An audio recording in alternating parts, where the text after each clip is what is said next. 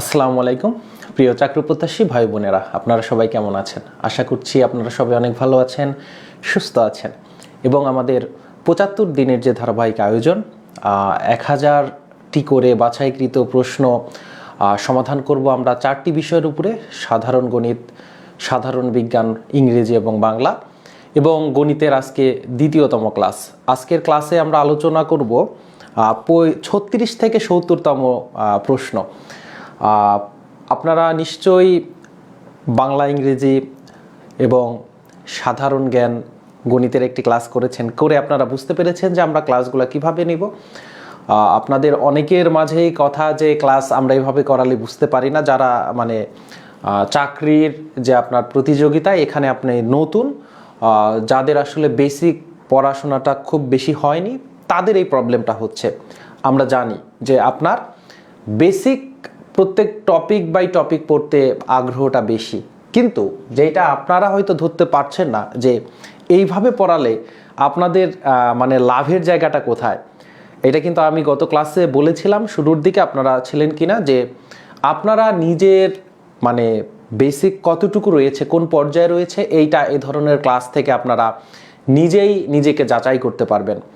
এতে করে আপনার প্রস্তুতি কোন অংশে আপনার দুর্বলতা রয়েছে, তার মানে যে টপিকটা আপনি বুঝতে পারছেন না, তার মানে সেই টপিকের বেসিক আপনার একদমই নড়বড়ে বা নেই বললেই চলে, ওইটার আপনার বেসিক ভালো করে পড়তে হবে। কারণ চাকরির যে সময়টা খুবই কম থাকে এবং এই সময়ে কি পড়বেন সাথে সাথে কি বাদ দিবেন, তার মানে বাদ দিব বলতে দুই টাইপের জিনিস বাদ দেওয়া যায় বেসিক পড়া। এক, যেটার বেসিক আপনি জানেন, খুব ভালোভাবেই জানেন।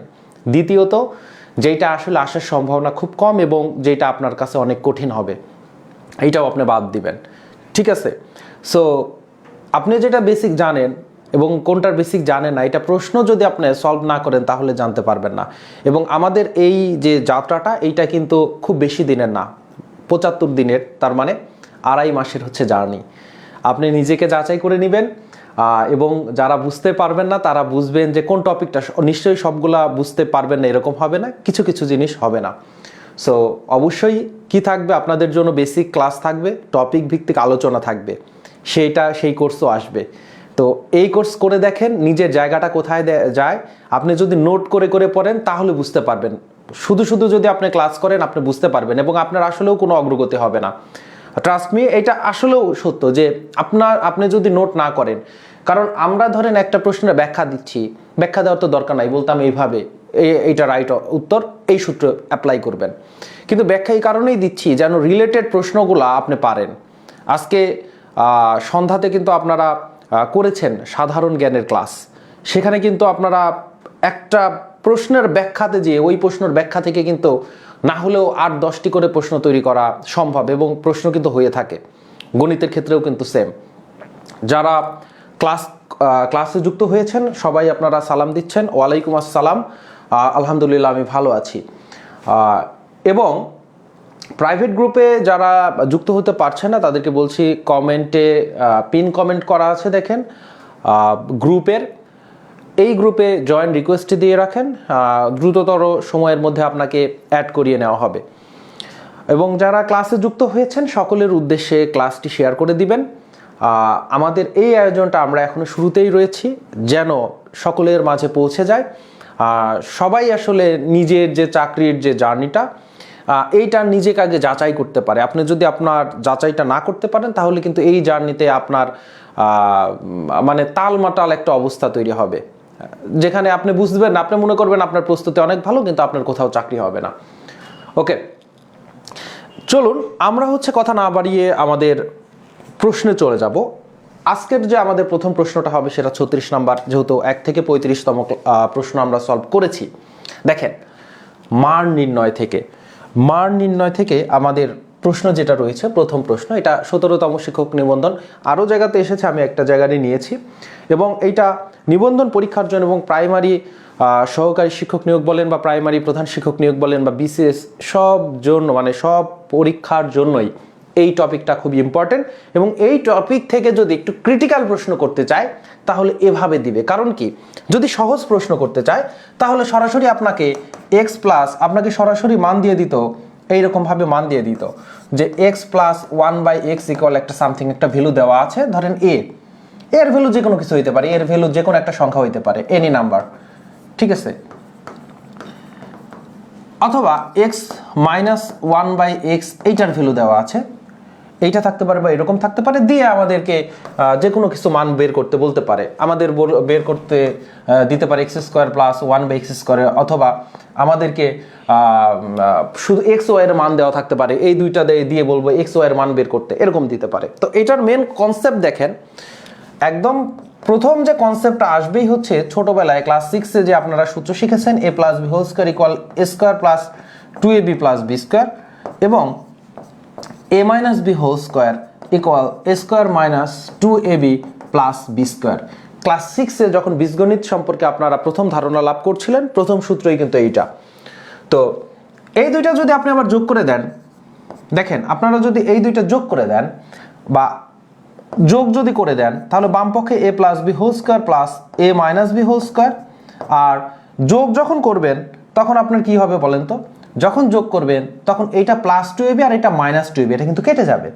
তখন শুধু a স্কয়ার থাকবে 2a স্কয়ার, আর b স্কয়ার থাকবে 2b স্কয়ার। এইটাকে ব্র্যাকেট 2 কমন নিলে a square plus b square. তখন ছোটবেলায় এইটা আবার আলাদা করে একটা সূত্র আপনারা মুখস্থ করার চেষ্টা করতেন। ওই চেষ্টা থেকেই আপনার কাছে মনে হইতো অনেক সূত্র এতগুলো মুখস্থ করা যাবে না, তখন আপনি এটা ব্রেনের মধ্যেই আসেন না। অথচ এই যে আমাদের দুইটা যে সূত্র, একটা থেকে আরেকটা, একটার সাথে আরেকটা যোগ করলেই কিন্তু নতুন আরেকটা সূত্র হচ্ছে, এটা মুখস্থ করার কোনো দরকার নাই। আপনার এমনি এমনি মুখস্থ থেকে যাবে যদি প্র্যাকটিস করেন। এবার দেখেন, এক থেকে যদি 2 বিয়োগ করেন, তাহলে বিয়োগ করলে চিহ্ন পরিবর্তন হয়ে যায়, তাহলে আমাদের নিচের এর স্কয়ারটা মাইনাস হয়ে যাবে, এইটা মাইনাস ছিল প্লাস হয়ে যাবে, এটা মাইনাস হয়ে যাবে। তখন আমাদের কি ঘটনা ঘটবে, তখন আমাদের a স্কয়ার থেকে এটা মাইনাস হয়ে গেছে, এটা কেটে যাবে, b স্কয়ার কেটে যাবে, তখন 2ab আর 2ab 4ab হয়ে যাবে। তখন 2ab আর 2ab কি হয়ে যাবে, 4ab হয়ে যাবে। তাহলে a plus b whole square থেকে আপনি যদি a minus b whole square বিয়োগ করেন, তাহলে থাকতেছে 4ab। তাহলে কি থাকছে, তাহলে থাকছে হচ্ছে 4ab। এখন আপনি যে কোনো এইটাকে যদি ওই পাশে নিয়ে যান, তাহলে দেখেন a plus b whole square equal, এইটা এই পাশে সমানের বাম পাশে মাইনাস আছে, সমানের ডান পাশে গেলে প্লাস হয়ে যাবে, a minus b whole square plus 4ab।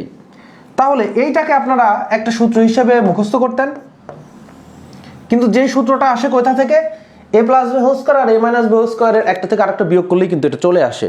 তো এটা করতে করতে আপনার মুখস্থ হয়ে যাবে, নট এইটাই শুধু মুখস্থ করতে যাবেন না বুঝে, এভাবে করতে যেয়ে না, সমস্যা হবে। a plus B whole square equal, দেখেন হোল স্কয়ার দুইটার উপরেই যখন হোল স্কয়ার থাকে, যখন a plus B whole square হবে তখন a minus B whole square, বাইরে মাইনাস, তাহলে ভিতরে মাইনাস, বাইরে প্লাস 4ab। আর এই সমীকরণ থেকে দেখেন a minus B whole square equal যদি লিখতেন, তাহলে a plus B whole square, ভিতরে প্লাস আছে, মাইনাস 4ab। দুইটা কিন্তু সূত্র আপনারা শিখতেন, এই সূত্রটাই ব্যবহার হবে হচ্ছে এই ম্যাথে।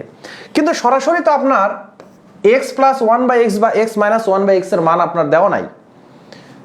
কিভাবে দেওয়া আছে, দেওয়া আছে হচ্ছে একটা সমীকরণ আকারে,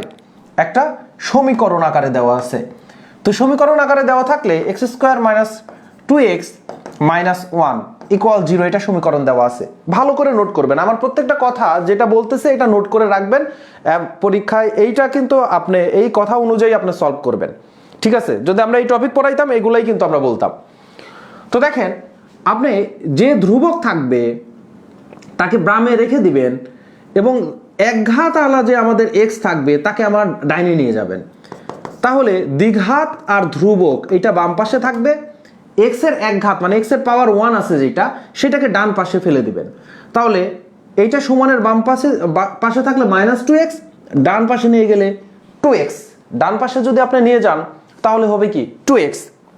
এরপরের লাইনেই করতে হবে, এরপরের লাইনেই করবেন, উভয় পক্ষকে x দ্বারা ভাগ করে দিবেন।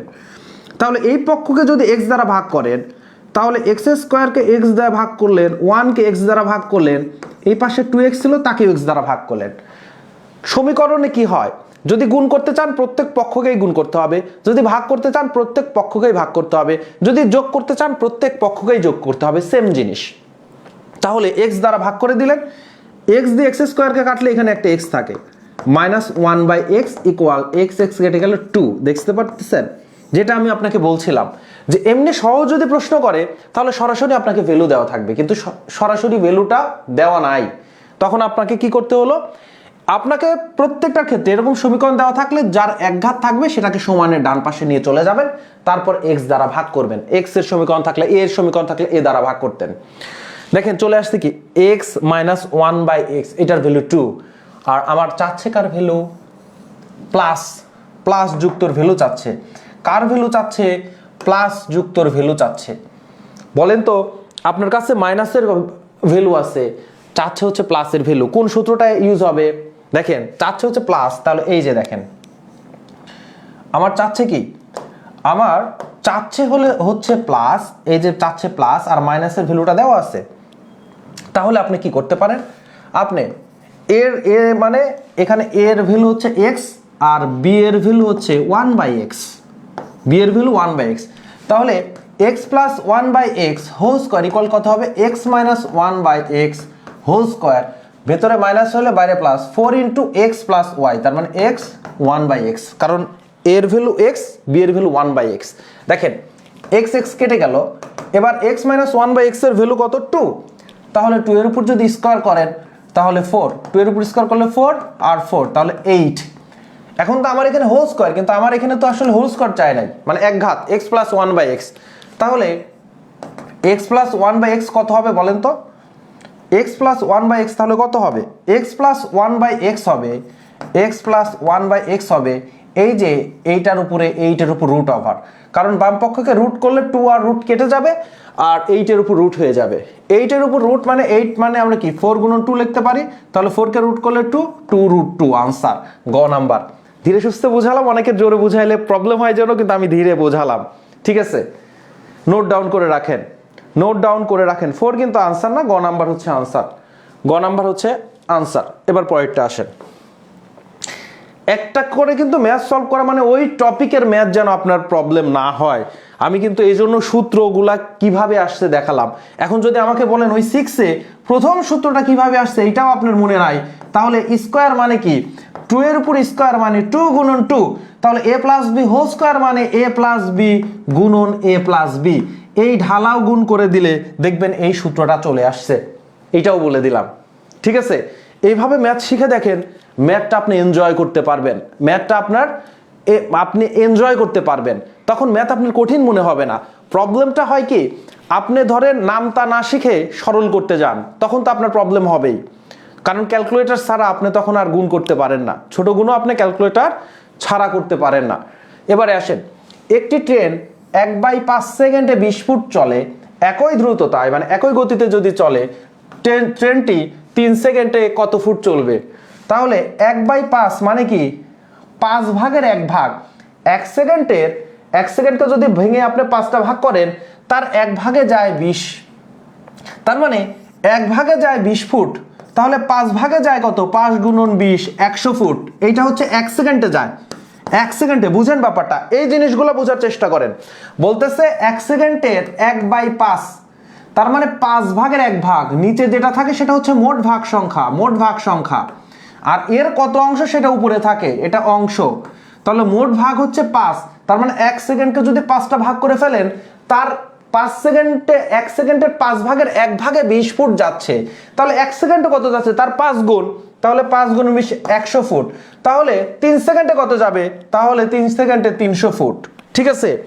এইভাবে হচ্ছে আপনারা এই সলভগুলা করবেন। এবারে আসেন মিশ্র অনুপাত। মিশ্র অনুপাত অনেকেই হয়তো জানেন না, আজকে নোট ডাউন করে রাখেন। গতকালকের ক্লাসে মানে গত 1 নং ক্লাসে আমি কিন্তু বিভাজিত অনুপাত বলেছিলাম। তো গত ক্লাসে একটা টার্ম শিখেছেন, আজকে একটা টার্ম শিখেন, দিনে দিনে এভাবে শিখবেন, পরে দেখবেন আপনি সবকিছুই পারেন অনুপাত সমানুপাতে। তো বিভাজিততে কি ছিল? উভয় পক্ষকে রুট করতে হয়। আর মিশ্র অনুপাতে আমার অনুপাত কয়টা আছে? 3টা অনুপাত আছে। অনুপাতের প্রত্যেকটার প্রথম গুলার গুণফল, অনুপাতের প্রত্যেকটার প্রথম গুলা গুণ করবেন, আবার পরের গুলা গুণ করবেন, ঠিক আছে? তাহলে প্রথম গুলা 5 4 5 20, তারপরে 3 20 60, অনুপাত পরের গুলা গুণ করেন। এবার পরের গুলা যদি আপনি গুণ করেন তাহলে কত হবে? 7 7 নং 63, 63 দুগুণে 126, 126। এবার এই 60 অনুপাত 126 এটাকে এভাবে লেখেন, আপনার জন্য সুবিধা হবে। এবার 2 দিয়ে কাটা শুরু করেন। 2 দিয়ে কাটবেন না, 3 দিয়ে কাটেন, 3 দিয়ে কাটেন, সহজে কাটতে পারেন। 3 দিয়ে কাটেন, 3 দিয়ে 20, আর 3 দিয়ে যদি এখানে কাটেন 3 4 12, 3 2 6, 42। তাহলে 20 কেও 2 দিয়ে ভাগ করা যায় 10, 42 কেও 2 দিয়ে ভাগ করা যায় 21। তাহলে হইল কত? 10/21, তার মানে 10:21। খ নাম্বার হচ্ছে আনসার। তাহলে এটা তো ক্যালকুলেশন আপনি করতে পারবেন, আপনার হচ্ছে লজিকটা জানতে হবে, বেসিক, এটাই কিন্তু বেসিক, যে মিশ্র অনুপাত আসলে কাকে বলে। একাধিক অনুপাত থেকে যখন আমাকে মিশ্র অনুপাত বের করতে বলবে, প্রত্যেকটা অনুপাতের প্রথমগুলো আপনি গুণ করবেন, অনুপাত শেষগুলো আপনি গুণ করে দিবেন, দিয়ে কাটাকাটি গেলে কাটাকাটি করবেন, না গেলে নাই। সেটাই হচ্ছে আপনার আনসার। দ্বিবিভাজিত কি ছিল গত ক্লাসে? উভয় পক্ষকে বর্গমূল করতে হবে, উভয় পক্ষকে বর্গমূল করতে হবে। এবারে আসেন, x² + 5x + 6 এবং x² 3x এর গসাগু। গত ক্লাসে কিন্তু আমরা লসাগু গসাগু দেখেছি। যদি গত ক্লাস ভালো করে করেন, আজকের দিনে কিন্তু আপনার এই টপিকটা আস্তে আস্তে, এবং আমরা যে 30টা ক্লাস নিব গণিতের উপর, প্রত্যেকটা টপিকের বেসিক ক্লিয়ার হয়ে যাবে। হয়তো আপনি বুঝতেও পারবেন না, শুরুর দিকে তো বুঝতে পারতেছেন না। দেখেন, x² + 5x + 6 মিডিল টার্ম করতে হবে, মিডিল ফ্যাক্টর। তো মিডিল ফ্যাক্টর করার সময় এই যে আমার কনস্ট্যান্ট থাকে, তাকে আমরা কয়ভাবে 6 আকারে করতে পারি, তার গুণনীয়কের গুণফল আকারে। আমরা জানি 6 × 1 = 6, আবার 6 কে আমরা করতে পারি 3 × 2 = 6। এখন ভেতরে কি আছে? ভেতরে আছে হচ্ছে 5, ভেতরে কি আছে? 5 আছে, সব জায়গায় প্লাস আছে। তাহলে আমরা 3 আর 2 যদি যোগ করি তাহলে কিন্তু 5 হয়। তাহলে আমরা যদি কি করি, এই 3 আর 2 যদি নেই, x² + 3x + 2x + 6, ঠিক আছে? আমরা মিডিল ফ্যাক্টর করতেছি, মিডিল টার্ম হচ্ছে আমরা উৎপাদকে বিশ্লেষণ করতেছি।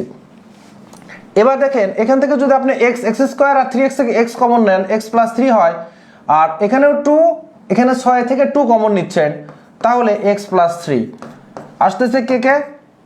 x + 3 আর x + 2, ঠিক আছে? এই হচ্ছে আমার কি, এটাকে যদি উৎপাদকে বিশ্লেষণ করলেন, তাহলে এই দুইটা উৎপাদকের গুণফল আকারে লেখা যাচ্ছে এই সমীকরণটাকে, এই রাশিটাকে। এবারে আসেন, এই পাশে আছে x² + 3x + 2। তাহলে উভয়ভাবে 2 কে লিখতে পারেন 2 এ 1 কে 2, এছাড়া তো আর লিখতে পারেন না। তাহলে 3 কে কিভাবে লেখা যায়? 2 আর 1 যোগ করলে 3 হয়। সো x², এখানে আসলে ইমপ্লাইজ দ্যাট না, যেহেতু এটা সমীকরণ না, সব জায়গায় কিন্তু সমান। সো সমান x² + 2x + x + 2। x² আর 2x থেকে x যদি কমন নেন, x + 2, এবার 1 যদি কমন নেন, x + 2ই থাকতেছে। So x + 2, x + 1। এবার এই যে রাশিটাকে আপনি এই দুইটা উৎপাদকের গুণফল আকারে লিখতে পারতেছেন, এই রাশিটাকে এই দুইটা উৎপাদকের গুণফল আকারে লিখতে পারতেছেন। যখন গসাগু বলবে, তার মানে দুইটা জায়গা থেকে আপনি কমন যেটা নিতে পারবেন সেটাই হচ্ছে গসাগু। তো দেখেন তো, এখানে x + 2 আছে, এখানেও x + 2 আছে, কিন্তু x + 3 এইটা কিন্তু এখানে নাই, আবার x + 1 এইটা কিন্তু এখানে নাই। সো কমন কোন রাশিটা দুইটা জায়গাতেই আছে, সেটা হচ্ছে x + 2। তাহলে গসাগু হচ্ছে আমার x + 2। এখন বলতেছে প্রশ্ন, এর মান যদি 12 হয়, তার মানে x + 2 এর মান যদি 12 হয়, x এর মান কত? তাহলে 2 এই পাশে বিয়োগ হয়ে যাবে। সো 10 হচ্ছে আমার আনসার, গ নাম্বার হচ্ছে আমার আনসার। এগুলো কিন্তু শিক্ষক নিবন্ধনের জন্য খুবই গুরুত্বপূর্ণ, কারণ আপনারা জানেন যে বিশেষ করে শিক্ষক নিবন্ধনে স্কুলে কিন্তু এগুলা পড়াতে হয়। সো এই জন্য স্কুলে এগুলা খুব বেশি আসে, স্কুলে এগুলা অনেক বেশি আসে। সো যারা আসলে শিক্ষক নিবন্ধন, যাদের টার্গেট বেশি, তারা কিন্তু সমীকরণে অনেক বেশি পারদর্শী হইতে হবে, মান নির্ণয়ে অনেক বেশি পারদর্শী হইতে হবে। বলতেছে 1 ডজন কলার দাম, এ ধরনের প্রশ্ন কিন্তু অনেক আসে। 1 ডজন মানে 12টি, এটা সবাই জানেন।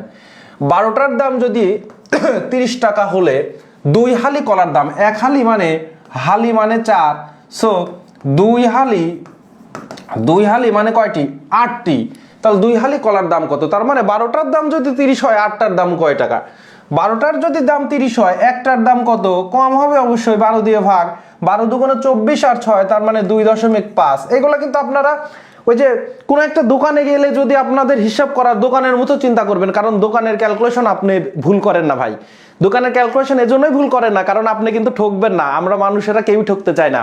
এই জন্য আমরা যেই প্রশ্নটা আসলে পরীক্ষার হলে ভুল করে আসি, ওইটা মাছ বাজারে গেলে আমরা পারি। যেই প্রশ্নটা আমরা পরীক্ষার হলে ভুল করে আসি, ওইটা কোনো মুদির দোকানে গেলে আমরা জীবনেও ভুল করবো না। দোকানদার ভুল করতে পারে, কিন্তু আপনার কিন্তু ভুল হবে না। এই জন্যই মনে করবেন যে আপনি কি করতেছেন, আপনি বাজারের মধ্যে আছেন, তাহলে আর কোনো ভুল হবে না। তাহলে 2.5 টাকা, 8টার দাম কত হবে? 8 দুগুণে 16 আর 8 অর্ধেক 4 টাকা, সো 20 টাকা দাম হবে হচ্ছে 8টার দাম। ঘ নাম্বার হচ্ছে আনসার। এই যে অনেকেই কিন্তু আগেই হচ্ছে আনসার করে ফেলছেন, ঠিক আছে। সো গণিতের ক্ষেত্রে আমি যেটা বলি, পাটিগণিতটা পুরাটাই বাস্তবের সাথে রিলেট করে পড়বেন, পুরাটাই বাস্তবের সাথে রিলেট করে পড়তে হবে। পাটিগণিতের কোনো মেথড যদি বাস্তবের সাথে রিলেট করতে না পারেন, আমাকে প্রয়োজন ইনবক্স করেন, বলেন যে এই অংশটা আসলে বাস্তবের সাথে রিলেট কিভাবে করে। বাস্তবের সাথে রিলেট করে যদি একবার পড়েন, ওইটা সারা জীবনে আর পড়তে হবে না, আপনার ওইটা মনে থাকবে, ঠিক আছে। পরের প্রশ্নটা আমরা যদি দেখেন, চলে i⁴ গত ক্লাস প্রত্যেকটা আমাদের কিন্তু ফাউন্ডেশনটা মজবুত হয়ে যাবে যদি আপনারা ক্লাসগুলো ধারাবাহিকভাবে করেন। গত ক্লাস করেন না, আজকের ক্লাস করতে আসলে কিন্তু একটা জিনিস কি হবে যে খুব ভালো বুঝতে পারবেন না। তো ডে বাই ডে ওইভাবেই সাজানো। i² এর ভ্যালু কত? i² এর ভ্যালু -1। জটিল সংখ্যাতে i থাকে, ইমাজিনারি সাইন। এবার এইটা হচ্ছে i⁻⁻49, a⁻−x = 1/a⁴x। এটা হচ্ছে আমার সূচকের একটা সূত্র। গত ক্লাসেও আমরা এগুলা ব্যবহার করে ম্যাথ করেছি। তাহলে i⁻49 ইকুয়াল হবে 1/i⁴49। এবার দেখেন i² যদি আমার i এর উপর স্কোয়ার যদি -1 হয়, তাহলে i⁴ এর ভ্যালু কত হবে? i⁴ এর ভ্যালু হবে i² গুণন i²। তাহলে কি স্কোয়ার 4 হইল। এবার দেখেন i² এর ভ্যালু -1, i² এর ভ্যালু -1, মাইনাস মাইনাসে +1। তাহলে আমরা একটা জিনিস পেলাম i⁴ ইকুয়াল 1। যারা বিসিএস টার্গেট তারা হচ্ছে এই ম্যাথটা শেখেন, না হলে বলবো যে আপনার প্রয়োজনে নাও শিখতে পারেন, কিন্তু বিসিএস এর জন্য শেখেন, ঠিক আছে। তাহলে মজার জিনিস i⁴ ইকুয়াল 1, একটা জিনিস মাথায় রাখলেই হচ্ছে i ইমাজিনারি সাইন i² হচ্ছে আমার -1। তাহলে এখন দেখেন i কয়টা আছে বলেন তো? 49টা i আছে, কারণ দেখেন i² মানে 2টা i এর গুণফল, আমরা এইটা জানি। তাহলে i 49টা মানে 49টা এখানে i আছে। সো i 48টা আমরা ভাগ করলাম এবং i 49টা i কে এইভাবে আমরা লিখলাম। লেখা যায় কি যায় না? অবশ্যই লেখা যায়। i² কে আমরা 2টা i এর গুণফল আকারে লিখতে পারি, i³ কে আমরা 3টা i এর গুণফল আকারে লিখতে পারি, i তাহলে 4 কে আমরা i³ গুণন i আকারে লিখতে পারি, কারণ এখানে 3টা i আর এখানে একটা i, তাহলে 4টা i তো হইল। তাহলে 49টা i কে আমরা লিখতে পারি i48 ইন্টু একটা i, তাহলে 49টা হয়ে গেল। এবার দেখেন i48, এই 48 কে যেমন i⁸ কে আমরা লিখতে পারি i⁴ গুণন i⁴। এখানে 4টা i আছে, এখানে 4টা i আছে, তাহলে 8টা i হয়ে গেল। তাহলে i⁴ i⁴, আবার ভুলেও প্লাস দিয়ে দিয়েন না কিন্তু, কারণ কিন্তু গুণ 48টা i গুণ আকারে আছে। সো অবশ্যই আপনাকে কিন্তু গুণ চিহ্ন ইউজ করতে হবে। এবারে আসেন, তাহলে i⁴ মানে 1, তাহলে 1 গুণন 1, তাহলে কত? 1ই হচ্ছে। তাহলে i⁴ কে আমরা 4 × 48, 12টা i⁴, যেমন i⁴ ইকুয়াল 2টা i⁴। সো i⁴48, 48 হচ্ছে আমার 12টা i⁴, এই গুণফল। তাহলে 12টা 1 হোক আর 12,001 হোক, আমার গুণফল তো 1ই। সো এই i⁴48 এর ভ্যালু হচ্ছে 1। তাহলে থাকলো শুধু 1/i থাকতেছে। অপশনে কি 1/i আছে? অপশনে 1/i নাই। আর নিচে হচ্ছে ইমাজিনারি সাইন রাখাও যায় না। তারাই ভালো করবেন, এই যে নিচে ইমাজিনারি সাইন রাখাও যায় না, এটা আদর্শ রূপ না, এটা আপনি খাতায় কিন্তু নোট ডাউন করে রাখবেন। এরা হচ্ছে কি বুদ্ধিমান, খাতায় নোট ডাউন করে রাখবেন। এইটা দেখবেন যে কোনো একদিন অন্য জায়গায় ক্লাস করবেন, আপনি জানেন পড়াচ্ছে, আপনি এটা জানেন, ঠিক আছে। সো তখন আপনি উপরে একটা i দিয়ে গুণ করেন, নিচে আর একটা i দিয়ে গুণ করেন। i ছিল, কারণ i দ্বারা উপরে নিচে গুণ করলে i কেটে যায়। এবার তাহলে উপরে i থাকতেছে, নিচে i² থাকতেছে, আর আপনি জানেন i² এর ভ্যালু -1। সো উপরে i, নিচে -1, তাহলে -i হচ্ছে আপনার চূড়ান্ত ভ্যালু। কই থেকে কই আসছে দেখতে পাচ্ছেন? এগুলো হচ্ছে ইন্টারেস্টিং ম্যাথ। আসেন 41-এর তাহলে কোনটা আসলো? 41-এর কিন্তু বি বলেছেন অনেকে, 41-এর কিন্তু হয়নি অনেকের। গ নাম্বারটা হচ্ছে আনসার। সঠিক উত্তর জেনে রাখেন। আর আরো ক্লিয়ারলি জানতে সংখ্যার উপরে যে আমার বেসিক ক্লাস রয়েছে, আপনারা যারা বেসিক শিখতে চান তো সংখ্যার উপরে পুরা 13টি ক্লাস রয়েছে, সেখান থেকে বেসিকটা করে নিন, দেখবেন যে সব কিছু ক্লিয়ার হয়ে যাবে। সংখ্যার যাবতীয় সংখ্যার উপরে প্রায় 12 ঘন্টার ক্লাস আছে। যারা বেসিক শিখতে চান সংখ্যার উপরে শিখে ফেলবেন, ঠিক আছে? যারা বেসিক শিখতে চান সংখ্যার উপরে শিখে ফেলেন। যে সংখ্যা বুঝতেছেন না, এগুলো একদম দুধ ভাত মনে হবে। এবারে আসেন, গতকালকের ক্লাসে কিন্তু আমাদের বেসিক স্ট্রং হয়ে যাবে ক্লাস বাই ক্লাসেই। কি বলতেছিলাম? পার্সেন্টেজ, পার্সেন্টেজ মানে কি 1/100, পার্সেন্টেজ মানে 1/100, পার্সেন্টেজ মানে কি 1/100। তো 13 পূর্ণ 3/4 মিশ্র ভগ্নাংশ, এটা একটা। এটাকে যদি অপ্রকৃত ভগ্নাংশ করতে চাই তাহলে এই পূর্ণের সাথে হর গুণ করে দিতে হবে। তাহলে 4 13 কত হবে? 3 13 39, 4 13 52, আর উপরের লবটা যোগ করে দিতে হবে +3, তাহলে 55। কি করতে হয়? হরের সাথে পূর্ণ অংশটা গুণ করতে হয় আর লবটা যোগ করতে হয়। 4 13 52 আর হচ্ছে আমার 3 55, তাহলে একে লিখতে পারবো 55/4 এত পার্সেন্ট। এবার আমি পার্সেন্টকে তুলে দিব, পার্সেন্টকে তুলে দিলে দিতে হবে 1/100। এখন দেখবো কাটাকাটি করতে পারি কিনা। 55কে 5 দিয়ে কাটাকাটি যায়, 5 11 55, 100কে 5 20 100 কাটাকাটি যায়, উপরে 11, 4 20 80, তাহলে আর কাটাকাটি যায় না, যেহেতু 11 একটা মৌলিক সংখ্যা, কাটা যায় না। সো খ নাম্বার হচ্ছে আনসার 11/80। এবার দেখেন বার্ষিক শতকরা, আমি কিন্তু এই জাতীয় দেখেন সবচেয়ে এটা বাস্তবের সাথে চিন্তা করেন, গত ক্লাসেও কিন্তু আমরা সলভ করেছি, যে সেটা হচ্ছে বার্ষিক শতকরা 5 টাকা হারে। তার মানে শতকরা 100 টাকাতে আপনার মুনাফা দিবে 5 টাকা, বার্ষিক মানে 1 বছর, বার্ষিক মানে 1 বছরে। তাহলে 500 টাকায় 3 বছর, বছরটা পরে নিয়ে আসেন, আগে 500 টাকায় 500কে আমরা লিখতে পারি 5 গুণন 100। তাহলে 100 টাকাতে যদি 5 টাকা দেয় তাহলে 500 টাকা দিয়ে 5 5 25 টাকা। এই ক্যালকুলেশন পারবেন কি পারবেন না বলেন তো? সবাই তো পারবে, কারণ হচ্ছে 100 টাকাতে 5 টাকা, তাহলে 500তে আমি কত পাবো? একটা কলার দাম যদি 5 টাকা হয়, 5টা কলার দাম 25 টাকা, এটা তো পারি। সো এইটা আমার কত হচ্ছে? 500 টাকাতে 25 টাকা প্রতি বছরে পাবো। এখন বলছে 3 বছরে ভাই, তাহলে আমার 25 হচ্ছে 25 গুণন 3, 3 25 75। এর চাইতে তো সহজ কিছু হয় না। সূত্র আপনার ব্যবহারই করার দরকার নেই। আর সূত্র হলে কি, ওই যে I = P/N, আর এটা তো আবার সবাই জানেন। তো P হচ্ছে মূলধন কত? 500 টাকা, N হচ্ছে 3 বছর, আর হচ্ছে আমার কত? 5 টাকা হারে, 5 টাকা হার 100 টাকাতে, তাহলে 5/100। কাটাকাটি করেন 0 0, তাহলে 3 5 15, 5 15 75, ঠিক আছে? তো আপনার কি এইটা ভালো লাগে না এই যে উপলব্ধি করা কোনটা ভালো লাগে? মাছ ব্যবসায়ী হন, এই হচ্ছে ওর নাম কি, মুদি ব্যবসায়ী হন, আমি আপনাকে হইতে বলতেছি না, কিন্তু তাদের মতো ক্যালকুলেশন করা শেখেন। দেখেন যে ম্যাথ হয় না, আমরা সবাই করি, আমরা তো তাদের কাছে আমরাই বাজার করি নাকি? সে দোকানদার যা বলে আমরা সেটাই টাকা ধরাই দিয়ে আসি, সেটা তো অবশ্যই করি না। এবারে আসেন, এক অঙ্কের বৃহত্তম সংখ্যা কত? আপনারা জানেন অঙ্ক হচ্ছে 0 1 2 3 4 5 6 7 8 9। তাহলে সবচেয়ে বড় কত? সবচেয়ে বড় বৃহত্তম কত? 9। আর ক্ষুদ্রতম কি এইটা? এটা কি ক্ষুদ্রতম? দেখেন অনেকেই পরীক্ষার হলে কিন্তু কনফিউশন হয়ে যেতে পারে। 0 কিন্তু সার্থক অঙ্ক না, কারণ 0 কোনো সংখ্যার সামনে বসলে নতুন সংখ্যা তৈরি করতে পারে না। 0 যেমন এইটা 10, 10-এর সামনে 0 বসে কিন্তু নতুন সংখ্যা তৈরি করতে পারে না। কিন্তু 0 বাদে আপনি এই 10-এর সামনে যে কোনো একটা বসান, 10-এর সামনে 1 বসালে 110 হয়ে যায়। তাহলে যে কোনো সংখ্যা অঙ্ক আপনি শুরুতে বসালেই নতুন সংখ্যা তৈরি করে, বাট এক্সেপ্ট 0 সেটা করতে পারে না। এই জন্য 0 সার্থক অঙ্ক নয়। সার্থক অঙ্ক তাহলে কয়টি? সার্থক অঙ্ক হচ্ছে আমার 9টি। মোট অঙ্ক আমার সংখ্যার দশমিক সংখ্যা ব্যবস্থায় মোট অঙ্ক হচ্ছে 10টি, কিন্তু সার্থক অঙ্ক হচ্ছে 9টি। আর যখন আমাকে বলবে যে বৃহত্তম, এক অঙ্কের বৃহত্তম সংখ্যা, তখন বৃহত্তম সংখ্যা ওই সার্থকগুলোর মধ্যে চিন্তা করতে হবে। 9 হচ্ছে বৃহত্তম, ক্ষুদ্রতম হচ্ছে আমার 1। সো আর একটা প্রশ্ন কিন্তু এখান থেকে চলে আসতে পারে, সার্থক অঙ্ক সংখ্যা কয়টি, এটাও প্রশ্ন চলে আসতে পারে, মোট অঙ্ক কয়টি, এটাও চলে আসতে পারে, ঠিক আছে? সো দেখেন প্রশ্ন করার জায়গা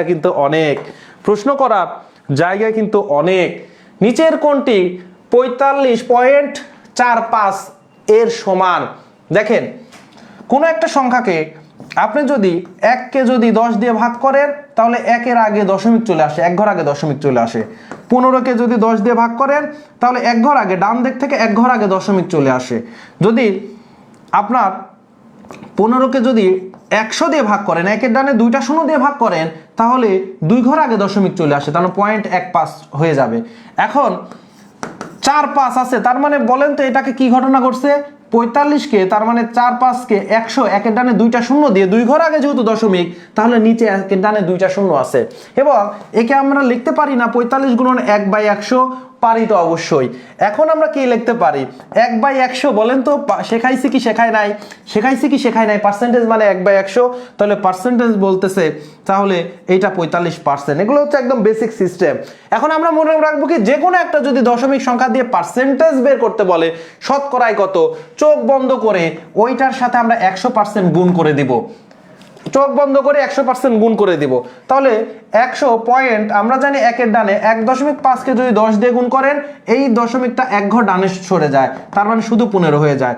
সাপোজ 143.2, একে যদি 10 দিয়ে গুণ করেন তাহলে 1 ঘর দিয়ে 1-এর ডানে একটা শূন্য দিয়ে গুণ করলে দশমিকটা 1 ঘর ডানে চলে যায়, সো 143.2 হইতো।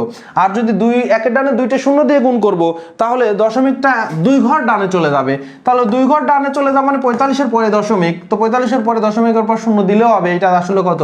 45, ঠিক আছে। সো যে দিক দিয়েই যান, বেসিক আপনার জানা থাকলে আপনি যে কোনোভাবে এগুলো করে ফেলতে পারবেন, যে কোনোভাবে করে ফেলতে পারবেন, যে কোনোভাবে করে ফেলতে পারবেন। সবাই আনসার দেখাচ্ছেন, সঠিক, আপনাদের আনসার সঠিক।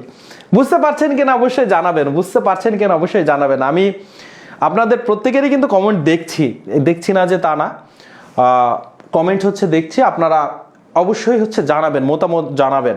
এবং আমি যেটা বলি অন্য ক্লাসে আপনি কি করেন, ম্যাথের ক্লাসে ভাই আপনাকে নোট করতে হবে।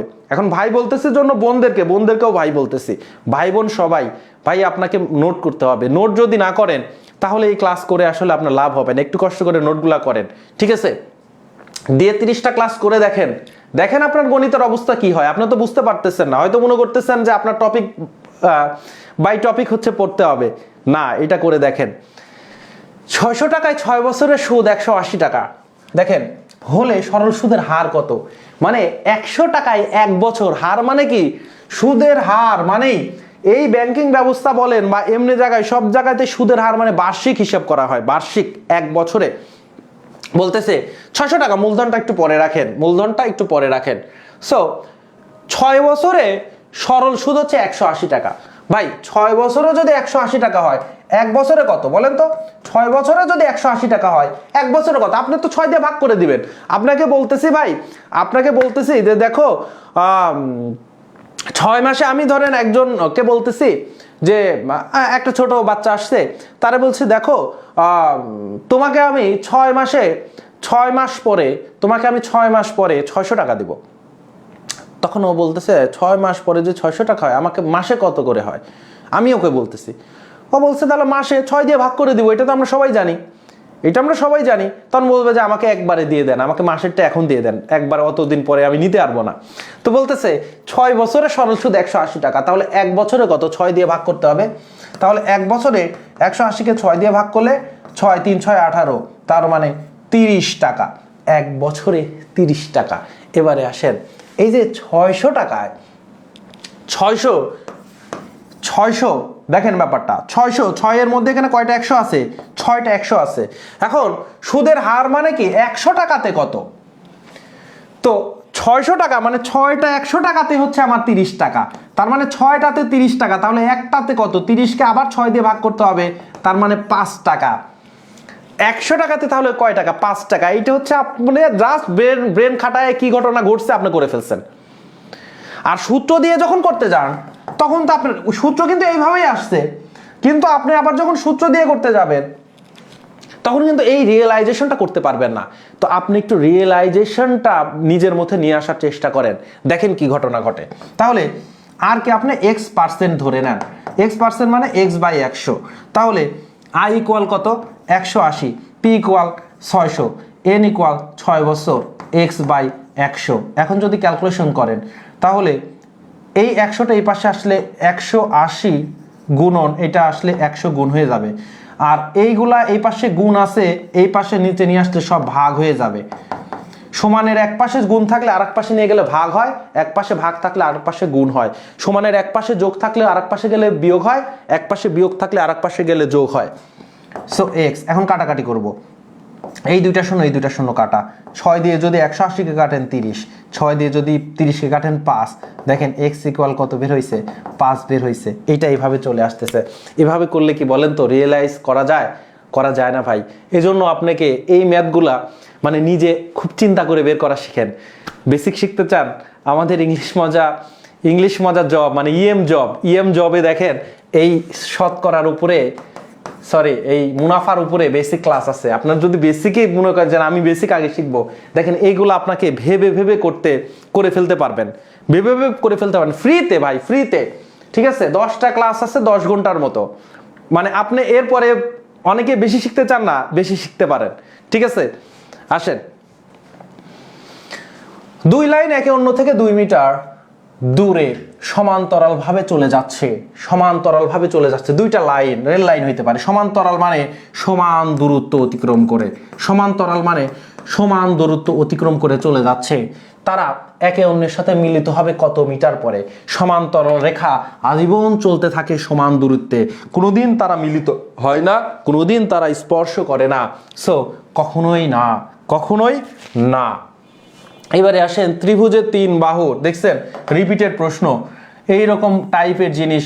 ত্রিভুজের 3 বাহুর ভেতরের কোণ, এটা মুখস্থ আপনারা সবগুলাই পারেন, কিন্তু আমি যেটা আপনাকে শেখাইতে চাই সেটা হচ্ছে আপনি ত্রিভুজ না, চতুর্ভুজ, পঞ্চভুজ, ষষ্ঠভুজ, সপ্তমভুজ, অষ্টভুজ বা 9 বাহু বিশিষ্ট, 10 বাহু বিশিষ্ট, 1000 বাহু বিশিষ্ট হলেও যেন আপনি পারেন।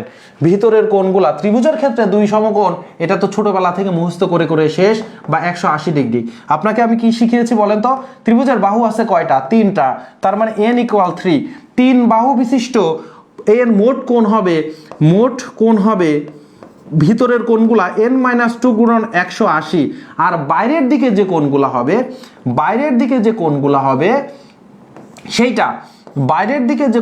হবে সেইটার আমাদের কি হবে? আমরা যদি এদিকে আসলে এটা এদিকে, এটা এইদিকে, বাইরের দিকে যে কোণগুলো হবে সেইগুলোর আমাদের যোগফল কত হবে? এই যে 2 বিয়োগ করে দিছি বাইরের জন্য, তাহলে অন্তস্থর যোগফল, অন্তস্থ মানে ভেতরের কোণগুলার, অন্তস্থ কোণের সমষ্টি n-2 গুণন 180 ডিগ্রি। আর এই যে বাইরের যে কোণ আছে তাদেরকে বলা হয় বহিস্থ কোণ। তাহলে বহিস্থ কোণের সমষ্টি কত? বহিস্থ কোণের সমষ্টি, এই যে আমরা 2টা বিয়োগ করে দিছি না, এই 2 গুণন 180 ডিগ্রি, সবার সাথে তো 180 গুণ আছে। ঠিক আছে, 180 ডিগ্রি মানে কি? এক সরল কোণ। এগুলারও ক্লাস আছে পর্যাপ্ত, আমার নিজের ক্লাস রয়েছে। আপনারা সব যদি বেসিক যদি মনে করেন না আমার এখনই লাগবে, তাহলে চলে যান ইএম জবে প্লেলিস্ট আছে, সেখান থেকে একদম মানে সবকিছু একদম মানে ছোট ছোট বিষয়গুলো আপনি শিখতে পারবেন। ঠিক আছে, তাহলে চলেন প্রত্যেকটা কোণের যদি চায়। ঠিক আছে, ওকে, এবারে আসেন। এখন এই সূত্র অ্যাপ্লাই করলে কিন্তু ত্রিভুজের কয়টা বাহু সংখ্যা? 3টা না? তাহলে n এর মান 3 - 2 গুণন 180 ডিগ্রি। তাহলে 3 থেকে 2 বিয়োগ করলে 1 গুণন 180 ডিগ্রি মানে 180 ডিগ্রি। এইটাই ত্রিভুজের 3 কোণের সমষ্টি। চতুর্ভুজ বললে n এর মান 4, পঞ্চভুজ বললে n এর মান 5। ঠিক আছে, যদি প্রত্যেকটা কোণের মান ব্যবহার করে তাহলে n দিয়ে আবার ভাগ করে দিব, আসবে। এগুলো আপনারা পেয়ে যাবেন। দেখেন এ জাতীয় গুণের জন্য কিভাবে আমরা বলছি যে আপনি পয়েন্টগুলা বাদ দিয়ে গুণ করবেন সংখ্যাগুলা। সো পয়েন্ট বাদ দিলে এখানে 3, এখানে 3, এখানে 3, 3 তিরিক্ষে 9, 3 তিরিক্ষে 9, 9 আর 3, 3 নং হচ্ছে আমার 27। এবারে আপনি গুনবেন এখানে পয়েন্টের পর কয়টা আছে? একটা। পয়েন্টের পর কয়টা আছে? 2টা। পয়েন্টের পর কয়টা আছে? 3টা। সবগুলা যোগ করে দিবেন, 1 আর 2 3, 3 আর 3 6। তাহলে 6 ঘর পূর্বে দশমিক হবে, তাহলে 27, 1 2 কয় ঘর? 2 ঘর, তাহলে 6 ঘরও লাগবে। তাহলে সামনে আরো 4টা শূন্য দিব, 1 2 3 4 দিয়ে পয়েন্ট বসাই দিব। তার মানে পয়েন্ট 4টা শূন্য 2 7, পয়েন্ট 4টা শূন্য 2 7 ক নাম্বার হচ্ছে আনসার। ক নাম্বার আনসার। এবারে আসেন 2x এত হলে 4x - 6y মানে সমীকরণের কথা বলতেছে। তো আমরা একটু দৃষ্টি দিতে হবে কোথায়? একটু দৃষ্টি দিতে হবে যে কি জিনিস দেওয়া আছে। দেখেন 2x এই যে আমাদের যে ভ্যালুটা চেয়েছে, এই ভ্যালুটা যেটা আমাদের চেয়েছে সেইটাতে দেখেন x আর y দুইটাই বাম সাইডে আছে। সো আমাকে যেটা দেওয়া আছে ওইটাতেও x আর y কে এক জায়গায় নিয়ে আসবো। তাহলে ওয়াইকেও এক্স এর পাশে নিয়ে আসলে এই পাশে পজিটিভ, বামের সমানের বাম পাশে নিয়ে আসলে নেগেটিভ হবে। এবারে তাকাইলেই আমরা বুঝতে পারবো আমার ভ্যালু দেওয়া হয়েছে 2x - 3y আর চেয়েছে 4x - 6y। দেখেন তো এই 2x কে 2 দিয়ে গুণ করলে 4x হয়, 3y কে 2 দিয়ে গুণ করলে 6y হয়। তাহলে আমার বাম পক্ষে যদি আমি 2 দিয়ে গুণ করি তাহলে ডান পক্ষকে অবশ্যই আমাকে 2 দিয়ে গুণ করতে হবে।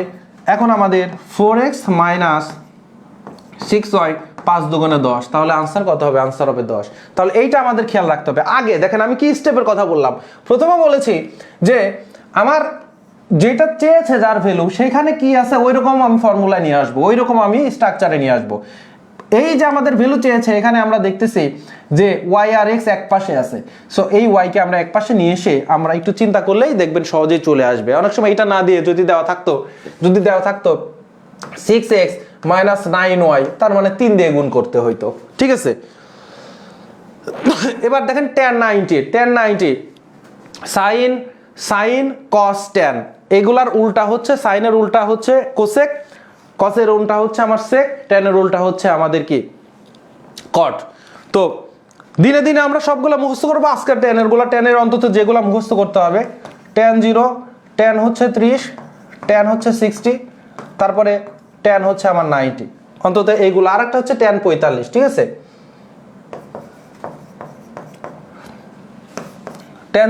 tan হচ্ছে 0 মান কত? tan 0 মান tan আবার ইকুয়াল কত, ঠিক আছে। এগুলার জন্য বেসিক ক্লাস, এগুলার জন্য আমি বলবো যে এগুলার জন্য হচ্ছে আপনাদের বেসিক ক্লাস দরকার, ঠিক আছে। এবার দেখেন যদি এগুলো আপনার একদমই না থাকে তখন আপনার ত্রিকোণমিতিতে বেসিক ক্লাস করতে হবে। এই যে আপনি যাচাই করতেছেন নিজেকে। এখন tan 0 এর মান কত? 0। tan 30 এর মান কত? 1/√3। tan 60 এর মান কত? শুধু √3। আর হচ্ছে tan হচ্ছে 90 এর মান কত? আনডিফাইন্ড, মানে এখানে সেটা হচ্ছে আমার ইনফিনিটি বা অসীম চিন্তা করব। tan হচ্ছে 45 এর মান কত? 1। tan 45 এর মান হচ্ছে 1। তো এখানে কোনটা চেয়েছে? এখানে হচ্ছে 90, তাহলে এগুলা মুখস্থ করবেন। আপাতত যখন আমরা বেসিক ক্লাস শেখাবো তখন দেখবেন যে এগুলা ডিটেইলস শেখাবো, কিভাবে শর্টকাট কিছু অ্যাপ্লাই আছে সেগুলা করা যাবে, ঠিক আছে। আসেন এবার যে ভগ্নাংশ, প্রশ্নটা খুবই বেসিক, এখান থেকে অনেকগুলো বেসিক শিখতে পারবেন। দেখেন যে ভগ্নাংশের হর ও লব উভয়ই পূর্ণ সংখ্যা, উপরে কে থাকে? নিচে হর, উপরে কে? লব। হর আর লব যদি পূর্ণ সংখ্যা হয় তাহলে সেটা হচ্ছে সরল ভগ্নাংশ। এখন লবেও ভগ্নাংশ আছে, লব বা হরে যে কোনো একটা ভগ্নাংশ আছে, যেমন সরল ভগ্নাংশ ধরেন 2/3, এটা একটা সরল ভগ্নাংশ। আর জটিল ভগ্নাংশ কি? ধরেন উপরে একটা ভগ্নাংশ আছে আর নিচে একটা কিছু আছে, বা উপর নিচে, বা উপরেও ভগ্নাংশ নিচেও মনে করেন ভগ্নাংশ। তার মানে উপর নিচে দুইটাতেই যে ভগ্নাংশ থাকতে হবে এমনটা না, যে কোনো একটাতেও যদি আমাদের পূর্ণ সংখ্যা না থেকে আবার আরেকটা ভগ্নাংশ থাকে হর বা লবে, তখন সেটাকে বলা হয় জটিল ভগ্নাংশ। আর যখন দুইটাতেই পূর্ণ সংখ্যা থাকবে সেটা সরল ভগ্নাংশ। মিশ্র ভগ্নাংশ কাকে বলে? যখন পূর্ণ অংশ থাকবে, যেমন 3 পূর্ণ 1/2 মানে 3.5, তখন সেটাকে মিশ্র ভগ্নাংশ বলা হয়। প্রকৃত ভগ্নাংশ কি? যদি আমার নিচে বেশি থাকে, হর যদি বড় হয়, হর মানে কি? মোট ভাগ সংখ্যা দেখাইছে আজকেই। ধরেন নিচে 5 আছে উপরে 3 আছে, তাহলে বলবো 5/3 ভাগ। এখন যদি উপরে 5 নিচে 3, তাহলে কি 3/5 ভাগ। ভাই ভাগই আছে 3টা, এর আবার 5 ভাগ আবার কিভাবে হবে? তার মানে এটা প্রকৃত জিনিস না, অপ্রকৃত, তার মানে গুণ আছে। যদি বলি যে উপরে 6 নিচে 3, তার মানে বলতেছি 3/6 ভাগ। ভাই ভাগ আছে আমার কাছে 3টা, আপনি চাচ্ছেন 6টা, তার ডাবল চাচ্ছেন, দ্বিগুণ চাচ্ছেন।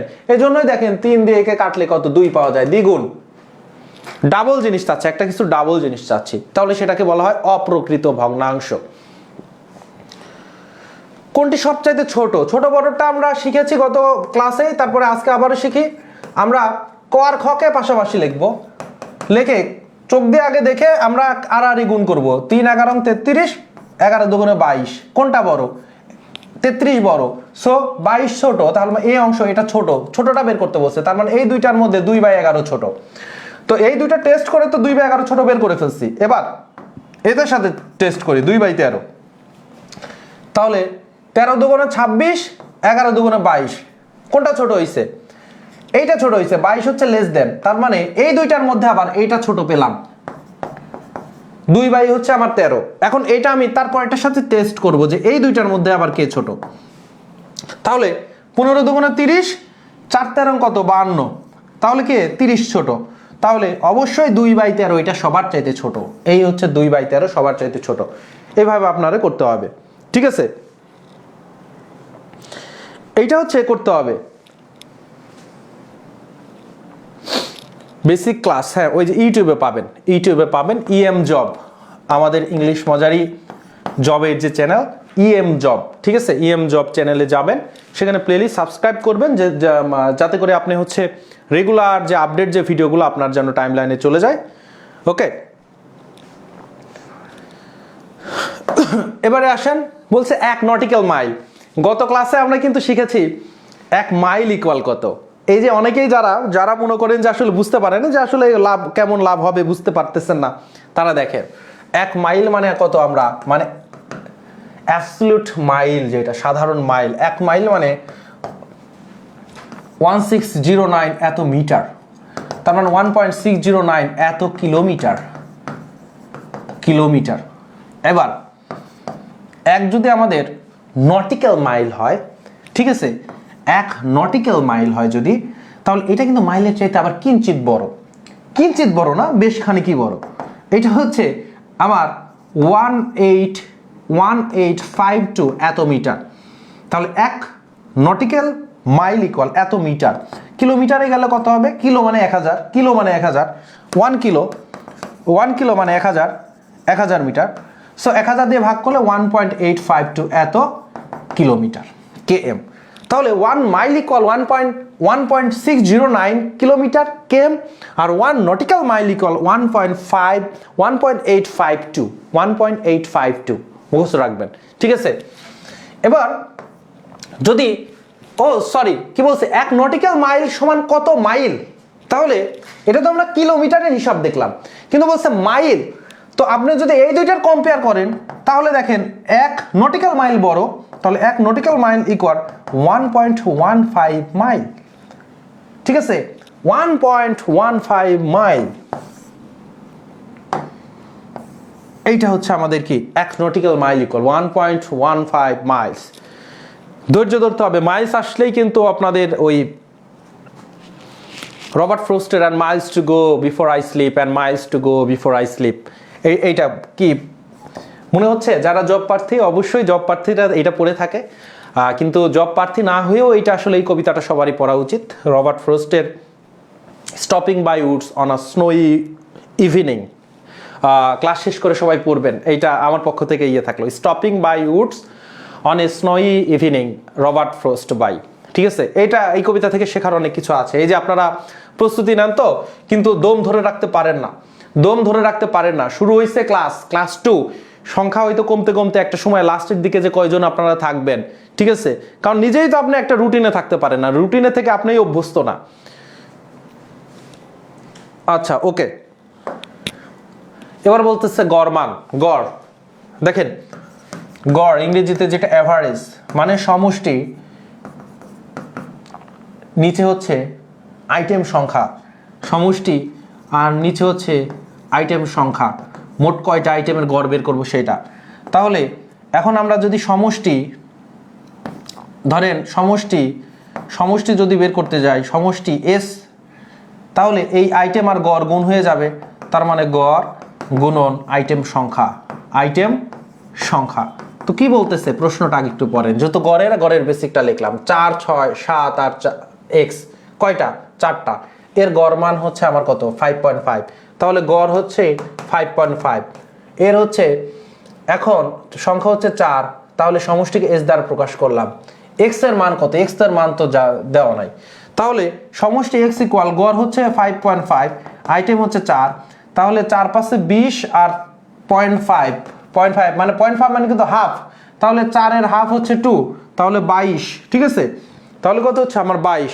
তাহলে 4টার যোগফল হচ্ছে 22। এখন 4টার যোগফল 22, একটা তো এক্স, তাহলে এক্স ইকুয়াল কত হবে? এই 4টার যোগফল 22 থেকে আমি 3টা বিয়োগ করে দিব, তার মানে 4 6 7, তাহলে 4 6 হচ্ছে আমার কত? 10 10 7 17, তার মানে হচ্ছে আমার 5 হবে হচ্ছে আনসার, ঠিক আছে। বুঝতে পারতেছেন যে আমার সমষ্টি থেকে তিনটার ভ্যালু বের করে দেব। সমষ্টি কিভাবে পাবো সেটা হচ্ছে গড় আর আইটেম সংখ্যা গুণ করে দিলে, আইটেম যেহেতু 4টা গুণ করে দিলেই সমষ্টি পাওয়া যাবে।